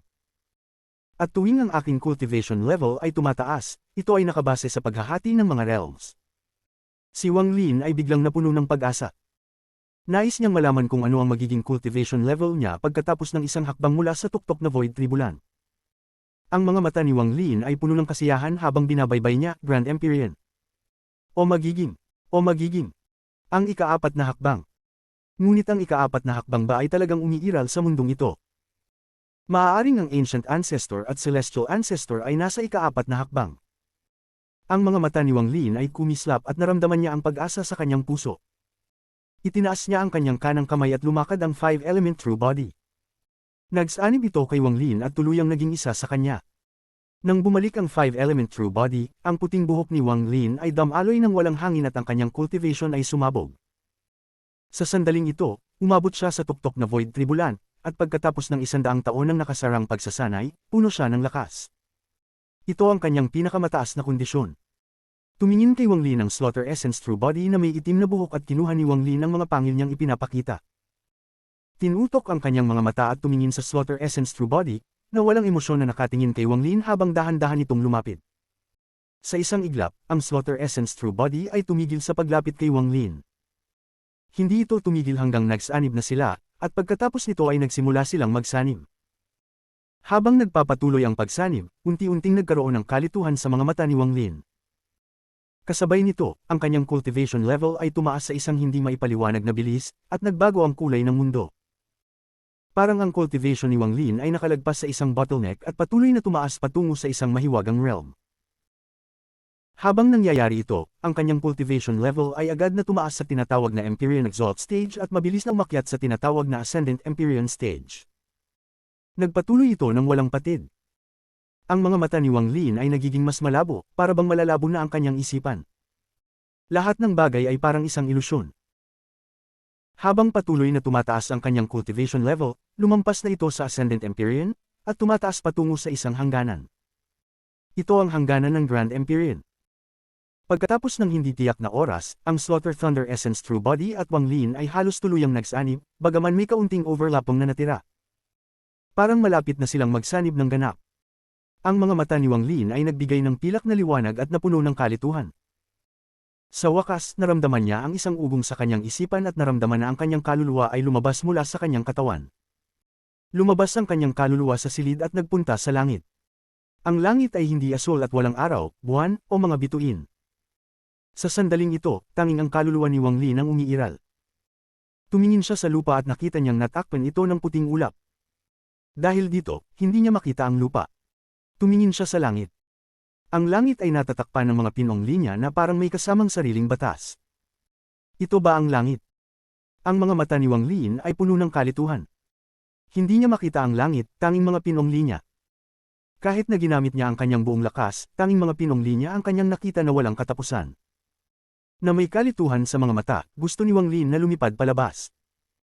May malabong pakiramdam siya na kung makakalabas siya sa mga walang katapusang linya, maaari niyang makamtan ang hakbang na lampas sa tuktok na Void Tribulan. Ang hakbang na ito ay isang pag-akyat, isang metamorphosis kung saan ang isang nilalang ay lulusob mula sa shell nito at magiging isang paru-paro. Ang pakiramdam na ito ay sobrang lakas, parang nanggagaling ito sa kailaliman ng kanyang kaluluwa. Matapos magmuni-muni, biglang tumingala si Wang Lin. Bagamat ang kanyang mga mata ay puno ng kalituhan, mayroon ding mas malaking determinasyon. Tumakbo siya patungo sa mga walang katapusang pinong linya. Bilis na siya. Kahit na hindi niya ito maipaliwanag, pumasok siya sa dagat ng pinong linya. Pinayagan niyang humaplo sa kanya ang mga linya, ngunit patuloy siyang umusad. Pagkalipas ng hindi tiyak na oras, nakita ni Wang Lin ang isang tulay na lumitaw sa harap niya sa dagat ng pinong linya. Mas tumpak, hindi isang tulay, kundi siyam na tulay. Pagkatapos ng tulay na ito, may isang lumilitaw na parang bahaghari, at pagkatapos nito, may isa pang parang bahaghari na tulay. Lumawak ang mga ito patungo sa malawak na espasyo at nagbigay ng isang sinaunang aura na parang sila ay naruroon mula pa noong ipinanganak ang mundo. Pagkatapos ng ikasyam na tulay, may isang malabo at ilusyonaryong larawan na parabang isang ibang mundo, at bahagya niyang nakita ang ilang mga figures sa loob. Ngunit nang magmasid si Wang Lin, hindi niya nakita ang anuman. Ito'y ganap na malabo. Heaven Trampling Bridge. Bulong ni Wang Lin sa sarili, pagkatapos ay tiningnan ng isang malaking bato na tablet sa harap ng unang tulay. May tatlong malalaking salita na inukit sa tablet. Ang mga salitang ito ay kakaibang anyo. Hindi pa nakikita ni Wang Lin ang mga ito, ngunit nang tumingin siya, dumaan sa kanyang isipan ang kahulugan ng mga salitang ito. Sa tablet, maliban sa tatlong salitang ito, may isang hanay ng mas maliliit na mga salita. Tahimik na tinignan ni Wang Lin. Apakan ng daan ng kalangitan, daw ng pagwawalang bisa ng buwan, immortal na kaluluwa, ipinagpaparanggal ng lahat. Si Wang Lin ay nabulabog. Bahagya niyang naalala na kung mayroon pang ikaapat na hakbang, ang pangalan nito ay Heaven Trampling. Pagkatapos tumayo sa labas ng unang tulay ng matagal, nawala ang kalituhan sa mga mata ni Wang Lin. Ang mga mata niya ay kumislap ng maliwanag at naglakad siya patungo sa unang tulay. Hakbang-hakbang, ang unang tulay ay mukhang malapit, ngunit tumagal ng ilang oras bago siya makarating dito. Nang si Wang Lin ay naruroon sa harap ng unang tulay, nakita niya ito ng buo. Ang tulay na ito ay isang ilusyon na walang material na substansya. Makikita ito ngunit hindi mararamdaman ng divine sense. Ang sinaunang aura na nagmumula rito ay hindi kayang likhain ng tao. Heaven Trampling Bridge. Itinaas ni Wang Lin ang kanyang kanang kamay upang hawakan ang tulay, ngunit madali itong dumaan sa tulay. Nagulat siya sandali at tiningnan niya ang kanyang kanang kamay ng maingat.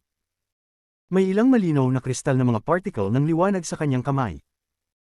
Bawat particle ay naglalaman ng malakas na buhay, at lahat ng ito ay lumipad pabalik patungo sa unang tulay. Pumikit si Wang Lin at tumayo roon ng kalahating insenso na oras. Bigla siyang nagbukas ng kanyang mga mata at itinapik ang kanyang paa patungo sa unang Heaven Trampling Bridge.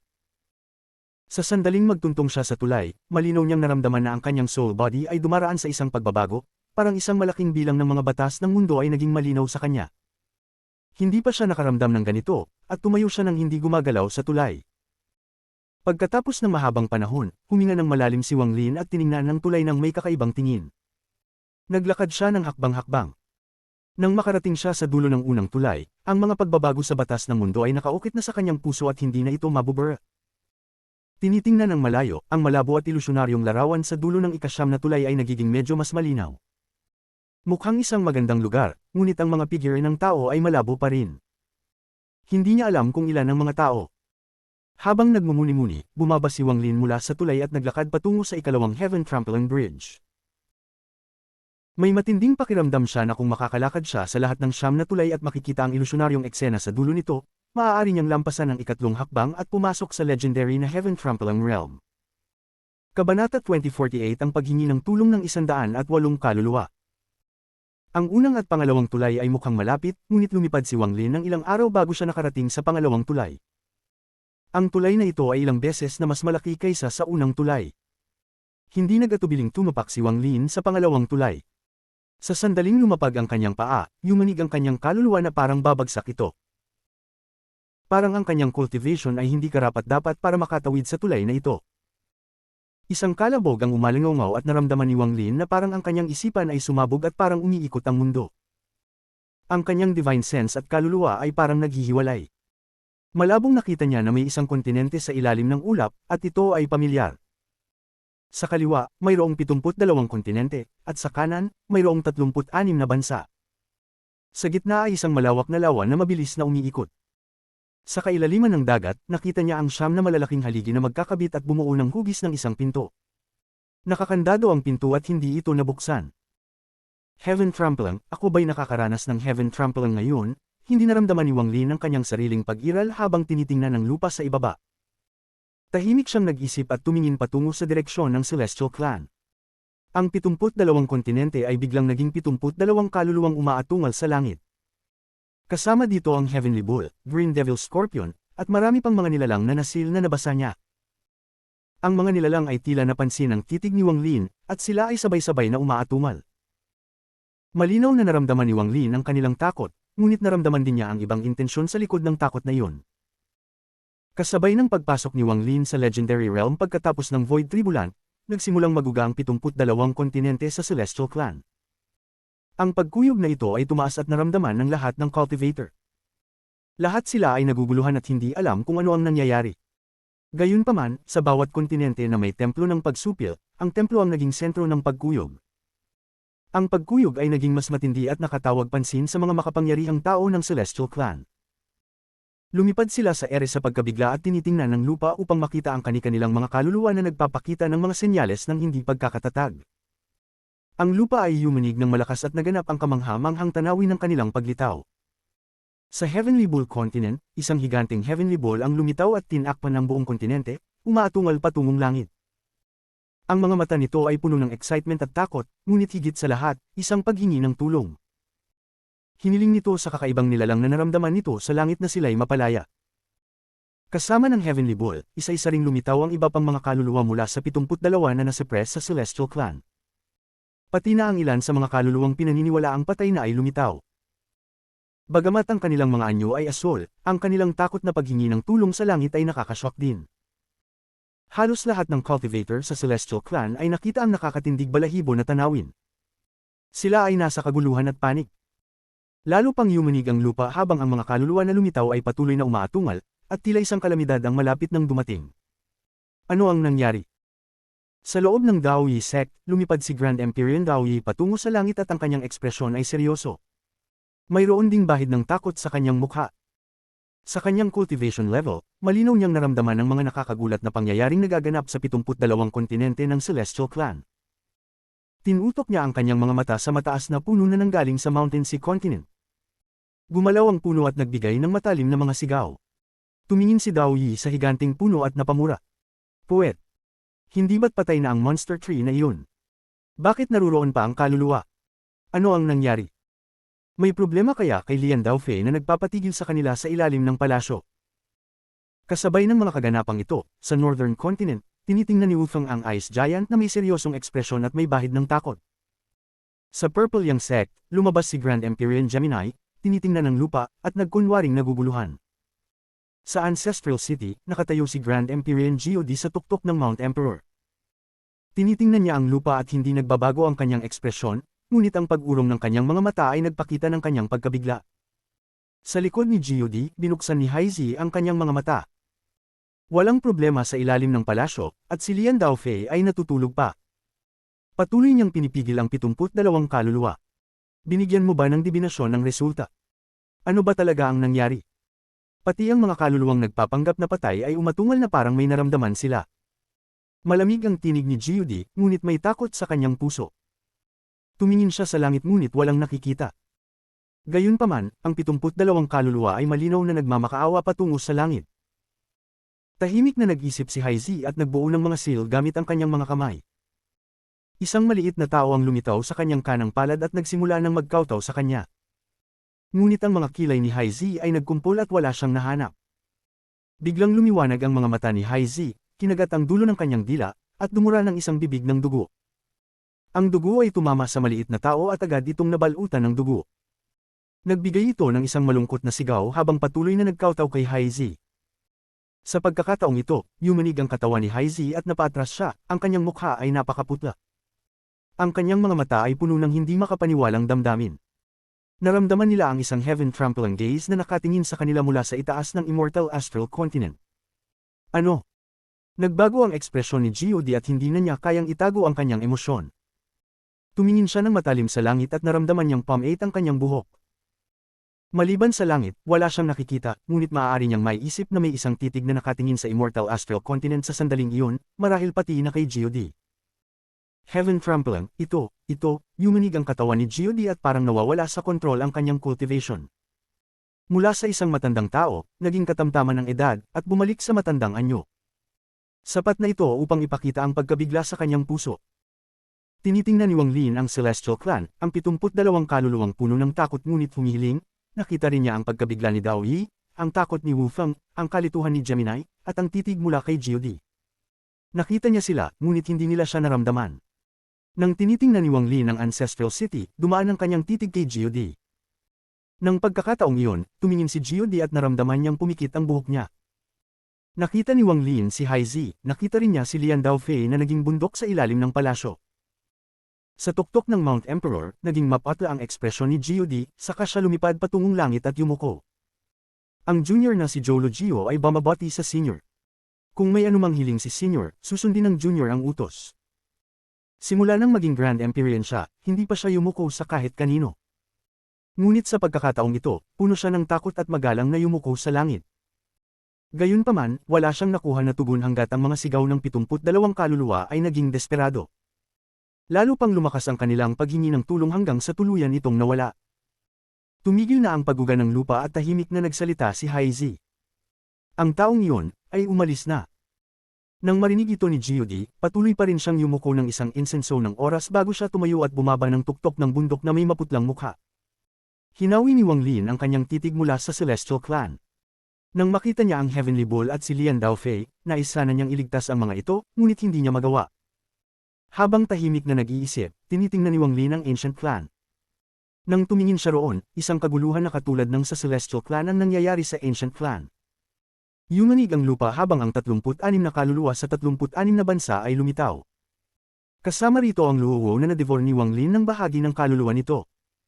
Ang Luowo ay lumitaw ng buo. Ang ulo nito ay isang higanting bola ng karne na parang isang planetang pang-cultivation. Ang buntot nito ay tulad ng buntot ng isang dragon, at hindi isa kundi siyam.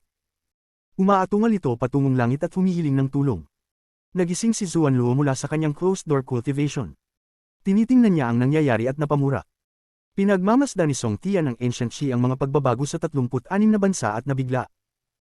Ito, baka may kinalaman kay Wang Lin. Imposible. Hindi maaaring may kinalaman ng taong iyon sa ganitong nakakagulat na pangyayari. Sa Ancient Jie, ang misteryosong Grand Empyrean ay nasa kanyang closed-door cultivation at namutla ng maramdaman ng pagbabago. Nakita lahat ito ni Wang Lin, at ang kanyang titig ay tumuon sa Mount Budao. Tinitingnan niya ang tuktok ng tore at ang figure na natatakpan ng ulap.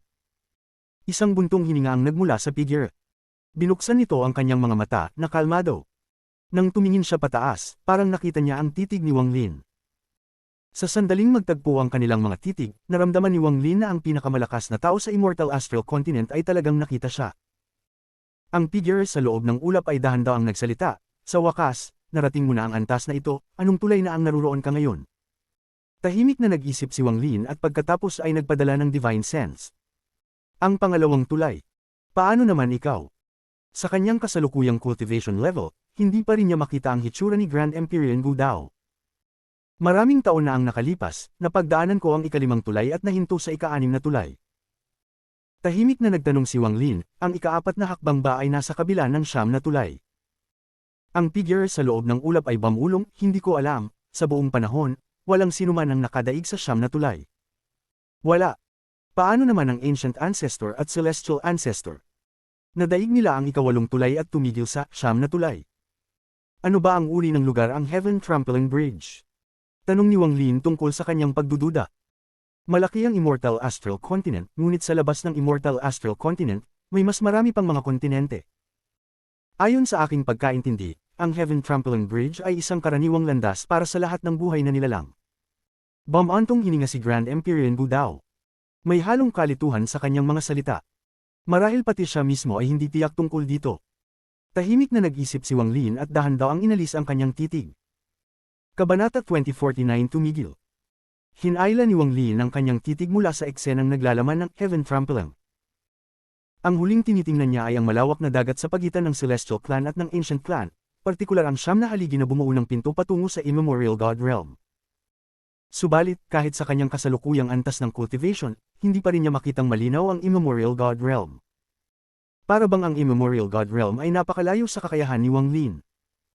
Pinagmamasdan ni Wang Lin ang magulong dagat, at pagkatapos ng matagal na panahon, ipinikit niya ang kanyang mga mata. Nang ipikit niya ang kanyang mga mata, nawala ang kanyang titig mula sa Immortal Astral Continent. Nang binuksan niya ang kanyang mga mata, natagpuan niyang muli siya ay nasa hindi kilalang lugar at sa malaking pangalawang tulay. Ngunit nang tiningnan niya ang ibaba, napansin niyang, bagamat nasa pangalawang tulay pa rin siya, halos nandyan na siya sa kabila. Parang lahat ng nangyari noon ay naganap sa mga ilang saglit habang siya ay tumatawid sa tulay. Hindi na matukoy kung ito ba ay isang panaginip o katotohanan. Tinitingnan ng Heaven Trampling Bridge, tinitingnan ng pangatlong, pang-apat, hanggang sa siyam na tulay, at tinitingnan ng malabong imahe sa kabila ng siyam na tulay, hindi maiwasang maramdaman ni Wang Lin na napakalayo ng lahat. Pati ang kanyang puso ay tila malayo, para bang ang mga tulay ay kumakatawan sa isang tuktok na hindi maaabot na nagpapaisip sa sinumang tumingin dito na tumigil na. Sa sandaling sumulpot ang kaisipang ito ay pinalakas ng labis hanggang sa mapuno ang katawan ni Wang Lin. Para bang may isang tinig na nagsasabing huminto at iwanan na ang lugar na ito. Tumigil at huwag subukang tawirin ang natitirang 7 tulay. Nakatayo si Wang Lin sa gilid ng pangalawang tulay. Isang hakbang na lang ang kailangan niyang gawin upang tuluyang tawirin ang pangalawang tulay. Ngunit, matapos ang matagal na panahon, parang hindi niya magawang gawin ang huling hakbang. Mabagal na lumipas ang oras. Nakatayo pa rin si Wang Lin at tahimik na tinitingnan ang harapan. Bumantong hininga siya habang itinaas ang kanang paa at nagtangka na tawirin ang pangalawang Heaven Trampling Bridge.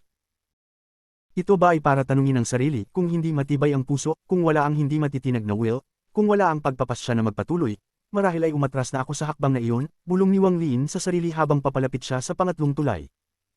Malayo at malapit ang pangatlong tulay, ngunit naglakad si Wang Lin ng 3 araw at hindi pa rin niya narating ang tulay. Naglakad siya ng 3 araw pa at ganoon pa rin. 3 araw pa ang lumipas at ang tulay ay patuloy na malayo at malapit. Sa ika-9 na araw, tumigil si Wang Lin. Matapos mag-isip ng sandali, bigla niyang itinuwid ang kanyang mata. Ipinakita ng kanyang mga mata ang isang kakaibang titig, at dahan-dahan niyang ipinikit ang mga ito. Hindi na niya kailangang gamitin ang kanyang divine sense o mga mata. Isinilyo niya ang kanyang mga mata at divine sense upang hindi tignan ang direksyon o lokasyon ng pangatlong tulay. Pagkatapos, dahan-dahan siyang naglakad pasulong. Naglakad siya hakbang-hakbang, at sa ika-9 na hakbang, narinig niya ang tunog ng mga ibon na dumadaan sa paligid niya. Ang malambot na liwanag ay tila damaloy sa kanyang mga talukap ng mata. Naamoy niya ang amoy ng lupa at ang pamilyar na hininga at aura. Amoy ng mga sawdust at ang alat ng tabako. Tumigil ang kanyang mga hakbang. Taizu, kumusta ang iyong pag-aaral? Taizu, kailangan mong mag-aral ng mabuti. Sa susunod na taon ay ang pagsusulit ng bayan.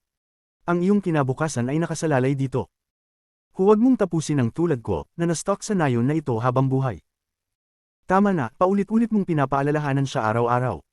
Sabi ko, tiyak makakapasa ang ating Taizu sa exam. Ito ang mga boses ng kanyang ama at ina. Ang mga boses na ito ay tila dumaan sa libu-libong taon upang marating ang mga tainga ni Wang Lin. Sobrang totoo at para bang bumalik si Wang Lin sa tahimik na nayon sa bundok na matagal nang nakaraan. Tahimik na nakatayo si Wang Lin at nakikinig sa mga boses ng kanyang ama at ina. Hindi niya maiwasang tumulo ang mga luha mula sa kanyang mga mata. May isang tinig na umuukit sa kanyang puso, nagsasabing buksan niya ang kanyang mga mata at tignan ng kanyang ama at ina. Subalit, alam din ni Wang Lin na kung binuksan niya ang kanyang mga mata, titigil siya sa pangatlong Heaven Trampling Bridge.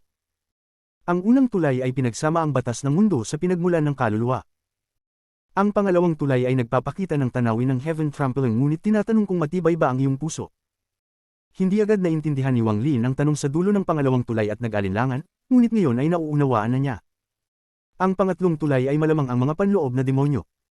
Kung matibay ang puso ng isang tao at kaya niyang makita ang kanyang buhay na dumaan habang nananatili siyang kalmado, makakaya niyang tawirin ang pangatlong tulay. Ngunit kapag binuksan ng isang tao ang kanyang mga mata, kailangan niyang harapin ang mga panloob na demonyo, harapin ang kanyang sariling buhay. Kaya, ang mga pagkakataon na makatawid sa pangatlong tulay ay bababa ng walang hanggan. Ang mga boses ng kanyang ina at ama ay patuloy na naririnig sa kanyang mga tainga habang ang mga luha ay patuloy na dumadaloy sa mukha ni Wang Lin, at hindi siya nag-atubiling buksan ang kanyang mga mata. Sa kanyang harapan, nakita niya ang pamilyar na bahay, pamilyar na bakuran, pamilyar na mesa, at ang pamilyar na pagkain sa mesa. Nakita niya ang kanyang ama na nililinis ang kanyang pipe sa gilid. Nakita niya ang mukha ng kanyang ama na puno ng mga guhit at ang mga matang matalim, ngunit nakikita niya rin ang malumanay na pagmamahal sa likod ng mga matalim na mata. Nakita niya ang kanyang ina na lumalabas na may dalang bagong lutong pagkain mula sa bahay. May mga puting buhok na lumitaw sa kanyang ulo. Hindi ito marami, at karamihan ay natatakpan ng kanyang itim na buhok, ngunit nakita ni Wang Lin ang mga ito. Maaaring hindi maganda ang kanyang ina sa mata ng iba, ngunit sa puso ni Wang Lin, ang kanyang ina ang pinakamagandang babae at laging magiging kanlungan mula sa hangin sa kanyang puso. Tinitingnan ng kanyang ama at ina at ang mga pamilyar na tanawin, bagamat tumutulo ang kanyang mga luha, ngumiti siya. Pinanood niya ang lahat sa harap niya na unti-unting naglalaho sa walang hanggan. Alam niyang peke ito, ngunit kailangan pa rin niyang makita. Nang mabasag ang eksenang ito, si Wang Lin ay nakatayo pa rin sa ibaba ng pangalawang tulay at malayo pa sa pangatlong tulay. Ang kanyang ama at ina ay hindi mga cultivator, at hindi maaaring maibalik ang mga mortal. Para sa kanila, ang pinakamagandang lugar ay ang pag-ikot ng reincarnation. Subalit, ang mga alaala ni Wang Lin ay walang hanggan at hindi niya ito aalisin, dahil mas mahalaga ito kaysa sa kanyang buhay. Kung dumating si Wan sana binuksan ko pa rin ang aking mga mata kahit na alam kong peke ito. Ngunit nang lumitaw ang ama at ina, kahit na alam kong peke ito, binuksan ko pa rin ang aking mga mata, bulong ni Wang Lin sa sarili. Sino ang nagpasya na kailangang ipikit ang mga mata kapag hinaharap ang mga alaala ng nakaraan at iwasan ang mga alaala habang pinapanday ang matibay na puso upang hindi maapektuhan ng mga panloob na demonyo? Sino ang nagpasya na kailangan ng matibay na heart upang makatawid sa pangatlong tulay? Sino ang nagtakda na ito lang ang tanging paraan upang tawidin ang tulay na ito? Nagniningning ang mga mata ni Wang Lin. Ang pamilya, pagmamahal, at pagkakaibigan ang pinakamahalagang bagay sa buhay ko. Bakit ko kailangang ipikit ang mga mata? Nais kong buksan ang aking mga mata at makita ang lahat. Buksan ko ang aking heart at tanggapin ang lahat. Malalim na huminga si Wang Lin at muling naglakad pasulong. Pagkatapos ng 9 na hakbang, nakita niya muli ang kanyang mga magulang, at pagkatapos ng 10 hakbang, nakita niya sina Mo Bingmei, Li Qianmei, at Li Muan. 3 hakbang pa at nakita niya si Wang Ping. Nakita niya ang mahirap na bata na hinayla ang kanyang damit at seryosong nagtanong sa kanya upang mag-cultivate. Nais niyang samahan ang kanyang ama habang buhay, hindi niya nais na iwanan ang mundong ito at iwanan ang kanyang ama ng mag-isa. Kung mag-isa ang kanyang ama, umaasa siya na ang kanyang presensya ay makakatulong sa kanya. Nakita ni Wang Lin si Situnan, Xing Shui, Dun Tian, ang matandang Vermilion Bird, at marami pang mga taong tumulong sa kanya. Tinitingnan niya sila habang ang kanyang mga mata ay bukas at naglakad papasulong.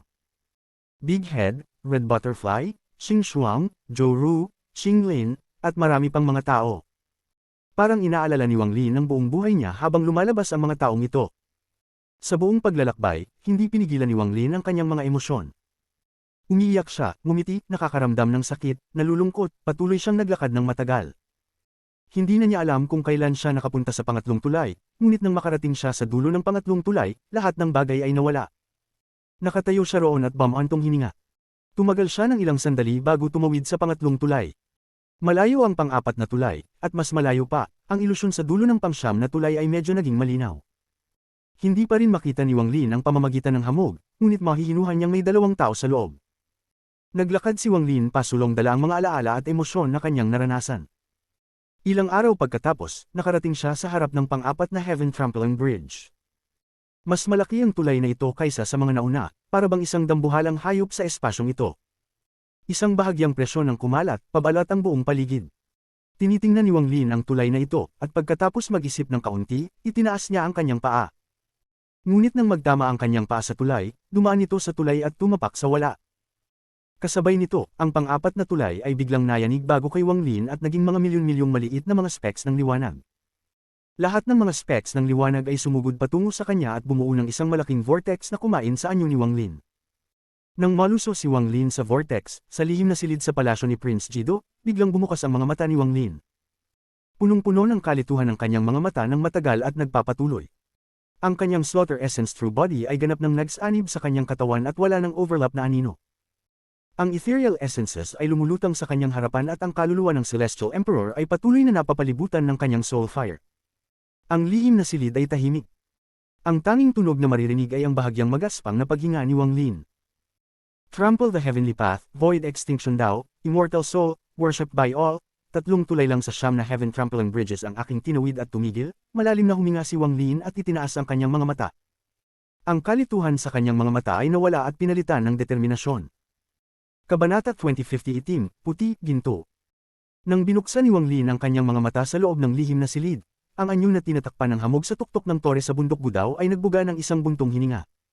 Mayroon pang 400 na taon. Sa Celestial Clan, ang 72 kaluluwa ay tahimik na matapos ang kanilang pag-ungol at paghingi ng tulong sa kalangitan. Ngunit tanging si Grand Empyrean Gio di lamang ang nakakaalam ng nangyari, at ang kanyang puso ay nababahala. Siya ay nag-aaral, ngunit patuloy niyang tinitingnan ang kalangitan na may paggalang at pagnanasa sa kanyang mga mata. Sa buong buhay niya, pinapangarap niyang makarating sa maalamat na lugar na iyon, ngunit hindi pa rin niya magawang gawin ang hakbang na iyon. Ang dahilan kung bakit ang Grand Empyrean Gudao ang pinakamalakas na Grand Empyrean ay marahil dahil nakatawid siya sa hakbang na iyon. Hindi ko alam kung kailan ko magagawa ito, nananatiling tahimik si Gio Di at may komplikadong ekspresyon sa kanyang mukha ng matagal bago siya magbuntong hininga. Sa bundok Emperador, si Haizi ay nakatayo sa tuktok ng bundok na may puting kasuotan. Ang kanyang mga damit ay sumasayaw sa hangin at may mga pag-aalinlangan at kalituhan sa kanyang mga mata. Sa nakaraang hula, nakaramdam siya ng pamilyaridad. Hindi niya ito sinabi kay Gio Di dahil pakiramdam niya ay isang ilusyon lamang ito. Sa Ancient Clan, sa Origin Mountain, sa labas ng Ancient Shi Imperial Capital, ang mukha ni Grand Empyrean Song Tian ay mapatla. Tinitingnan niya ang malayo ng may komplikadong tingin, at hindi tiyak kung ano ang iniisip niya. Guro, ang nag-aalangan na tinig ni Chiman ay narinig mula sa likuran niya. Tumahimik ka. Hindi lumingon si Song Tian at pinutol ang mga salita ni Chiman. Ayaw niyang makinig sa anuman sa ngayon. Kailangan niyang mag-isip kung ang kaguluhan sa 36 na bansa ay may kaugnayan kay Wang Lin. Bagamat hindi siya naniniwala na may koneksyon, may maliit na pagkakataon na ito ay si Wang Lin. Kung ganoon, kailangan niyang baguhin ang kanyang mga desisyon at proseso ng pag-iisip. Kalimutan na, pupuntahan ko siya at aalamin. Ilang sandali pagkatapos, kumislap ang mga mata ni Song Tian at itinaas niya ang kanyang kanang kamay. Nang ituro niya ang kalangitan, isang malakas na tunog ng kulog ang umalingaw at ang lakas ay nagtipon mula sa lahat ng direksyon. Nang maghiwalay ang mga ulap, isang malaking bitik ang pumutok sa kalangitan. Isang dambuhalang ulo ang lumabas mula sa bitik. Ang ulo na ito ay berde at may dalawang sungay, isang sinaunang demonyo. Ang malaking halaga ng itim na gas ay pumapalibot sa sinaunang demonyo, at habang ito ay umuungal, dalawang malalaking pangil ang lumabas mula sa bitik. Pinunit nito ang bitik at ang buong katawan nito ay lumabas. Ang katawan nito ay may taas na 100,000 talampakan, at nang ito ay lumabas, umungol ito bago lumuhad sa harap ni Song Tian. Tinitingnan ng dambuhalang sinaunang demonyo sa harapan niya, kumislap ang mga mata ni Song Tian. Ang kanyang kaliwang kamay ay dumampi sa kanyang noo at isang sinag ng berdeng liwanag ang lumabas patungo sa sinaunang demonyo at nawala sa pagitan ng kanyang mga kilay. Umupo si Song Tian at isinara ang kanyang mga mata, ngunit ang mga mata ng sinaunang demonyo ay nagbigay ng isang nakakatakot na liwanag. Mayroon itong madilim na ekspresyon habang ito ay bumalik sa bitik at nawala. Sa sandaling nawala ang sinaunang demonyo, malalim na huminga si Wang Lin sa Luowo Country. Ang kanyang mga mata ay puno ng determinasyon, at matapos suriin ang antas ng kanyang cultivation, napakunot ang kanyang noo sandali. Hindi niya matukoy kung anong antas ng cultivation siya ngayon. Tapos na siya sa Peak Void Tribulant ngunit hindi pa isang Grand Empyrean. Pakiramdam niya ang tinatawag na Grand Empyrean ay kalahating hakbang mula sa kanyang kasalukuyang kalagayan. Ang kalahating hakbang na iyon ay tila napakaiksi ngunit isang malaking agwat na napakahirap tawirin. Kalahating hakbang sa Heaven Trample, pinahid ni Wang Lin ang kanyang mga templo at tiningnan ang kaluluwa ng Celestial Emperor na kanyang pinapanday sa loob ng kanyang soul fire sa loob ng 100 taon.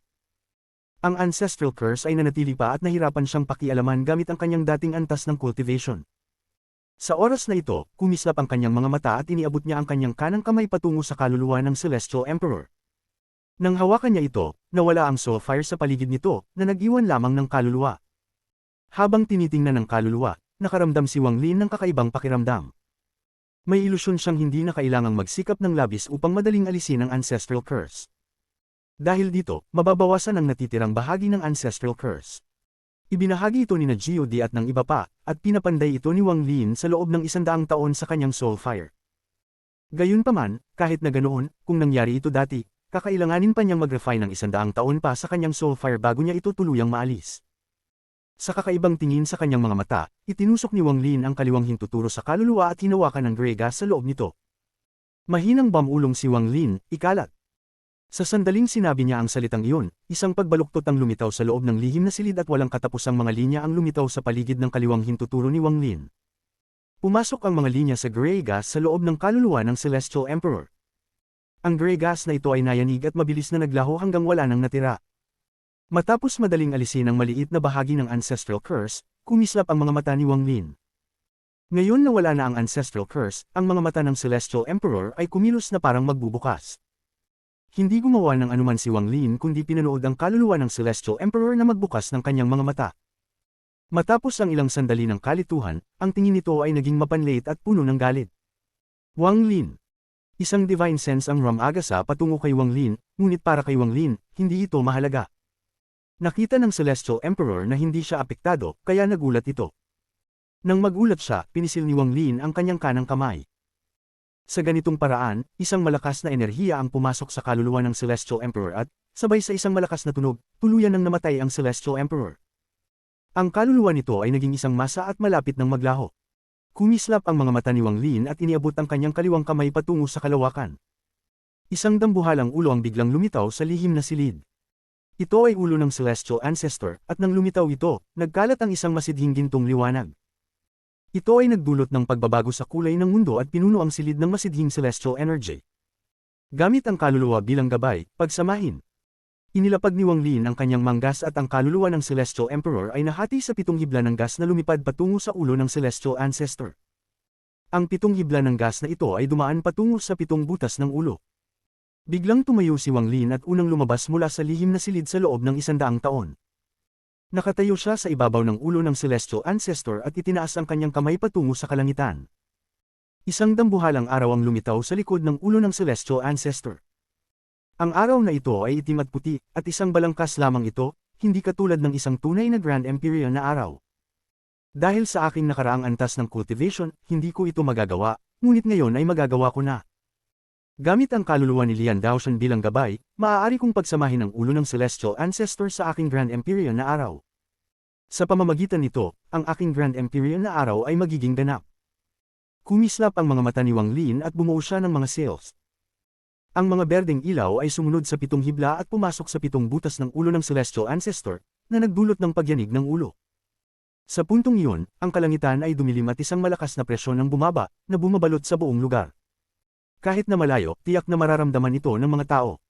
Habang patuloy si Wang Lin sa paggawa ng mga sails, ang ulo ng Celestial Ancestor ay patuloy na nayanig at mga maliliit na bitik ang lumitaw dito, kumakalat sa buong ulo. Gayunpaman, walang senyales ng pagkabasag o pagtunaw. Hindi gumawa ng anuman si Wang Lin habang patuloy niyang pinipino ang mga sails at niluwa ang isang bangkos ng berdeng apoy. Ang apoy ay sumunog sa ulo ng Celestial Ancestor, at pagkatapos, nagpakita ng mga senyales ng pagtunaw. Sa sandaling magsimulang matuno, ang itim at puting araw ni Wang Lin ay sumikop dito. Nagningning ito ng maliwanag at nagsimulang mabilis na sumipsap ng ulo. Gayunpaman, ang bilis ng pagtunaw ng ulo ay bumabagal, at habang lumilipas ang panahon, nagsimula itong magpakita ng mga senyales ng paghinto. Talaga nga, karapat-dapat sa Celestial Ancestor, na nakatawid sa ika-8 Heaven Trampoline Bridge. Kahit napatay na siya ng matagal, ang kanyang ulo ay sobrang hirap pakialaman, ang mga bulong ni Wang Lin. Iniisip niya kung sino ang makakapatay sa Celestial Ancestor ngunit wala siyang nahanap na clue. Gayunpaman, sa huli, ulo lamang ito. Inangat ni Wang Lin ang kanyang kanang kamay at iniabot patungo sa kalawakan. Ang madilim na kalangitan ay biglang nagbago ng kulay at maraming mga pinong linya ang lumitaw. Ang iba ay hindi ito makikita, at tanging ang mga Grand Empirines lamang ang makakaramdam nito. Gayunpaman, kahit ang mga Grand Empirines ay konti lamang ang nakakaramdam ng kontrol sa mga pinong linya. Tanging pagkatapos ng unang Heaven Trampoline Bridge na hakbang ay tunay nilang makukuha at magagamit ang mga ito. Kumislap ang mga mata ni Wang Lin at bumulong sa sarili, hindi nakapagtataka kung bakit sinasabing kayang pumatay ng Grand Empyrean ko daw ng ibang mga Grand Empirines at ilang mga Grand Empirines ang namatay sa kanyang kamay sa malaking digmaan noong nakaraang libu-libong taon. Sa lakas na ito sa pagkontrol sa mundo, hindi mahirap pumatay ng Grand Empirines. Talaga nga, ang Celestial Ancestor ay isang tao na nakatawid sa ika-8 tulay. Pagkatapos ng kanyang ulo ay pagsamahin sa aking Grand Empyrean na araw, magiging isang makapangyarihang tulong at yaman. At sa puntong ito, isang malakas na tunog ng kulog ang umalingaw sa kalangitan sa malayo at isang malaking bitik ang lumitaw. Malaking halaga ng itim na gas ang kumalat at isang dambuhalang sinaunang demonyo ang lumabas. Ngunit sa sandaling lumabas ang sinaunang demonyo, nagulat ito. Ang divine sense ni Song Tian ay nasa loob ng demonyo, at nang maramdaman ang kakaibang bagay dito, nagbago ang kanyang ekspresyon. Nakita niya si Wang Lin sa malayo. Ganap na binignored ni Wang Lin siya at tila kinukuha ang walang katapusang mga pinong linya sa kanyang kamay. Ang lahat ng mga linya ay nakabalot sa ulo at pagkatapos ay kinagat ni Wang Lin ang kanyang dila upang damyugo at ang dugo ay tumulo sa mga linya at sa ulo. Sa sandaling ito, nagsimulang matuno ang ulo ng Celestial Ancestor at mabilis itong nasipsip ng Grand Empyrean na araw ni Wang Lin. Habang ang Grand Empyrean na araw ay mabilis na kumondensa, isang ikatlong kulay, ginto, ang lumitaw. Pagkontrol sa batas ng mundo. Ito, ang sinaunang demonyo na bagong lumitaw ay nagungal ng hindi makapaniwala.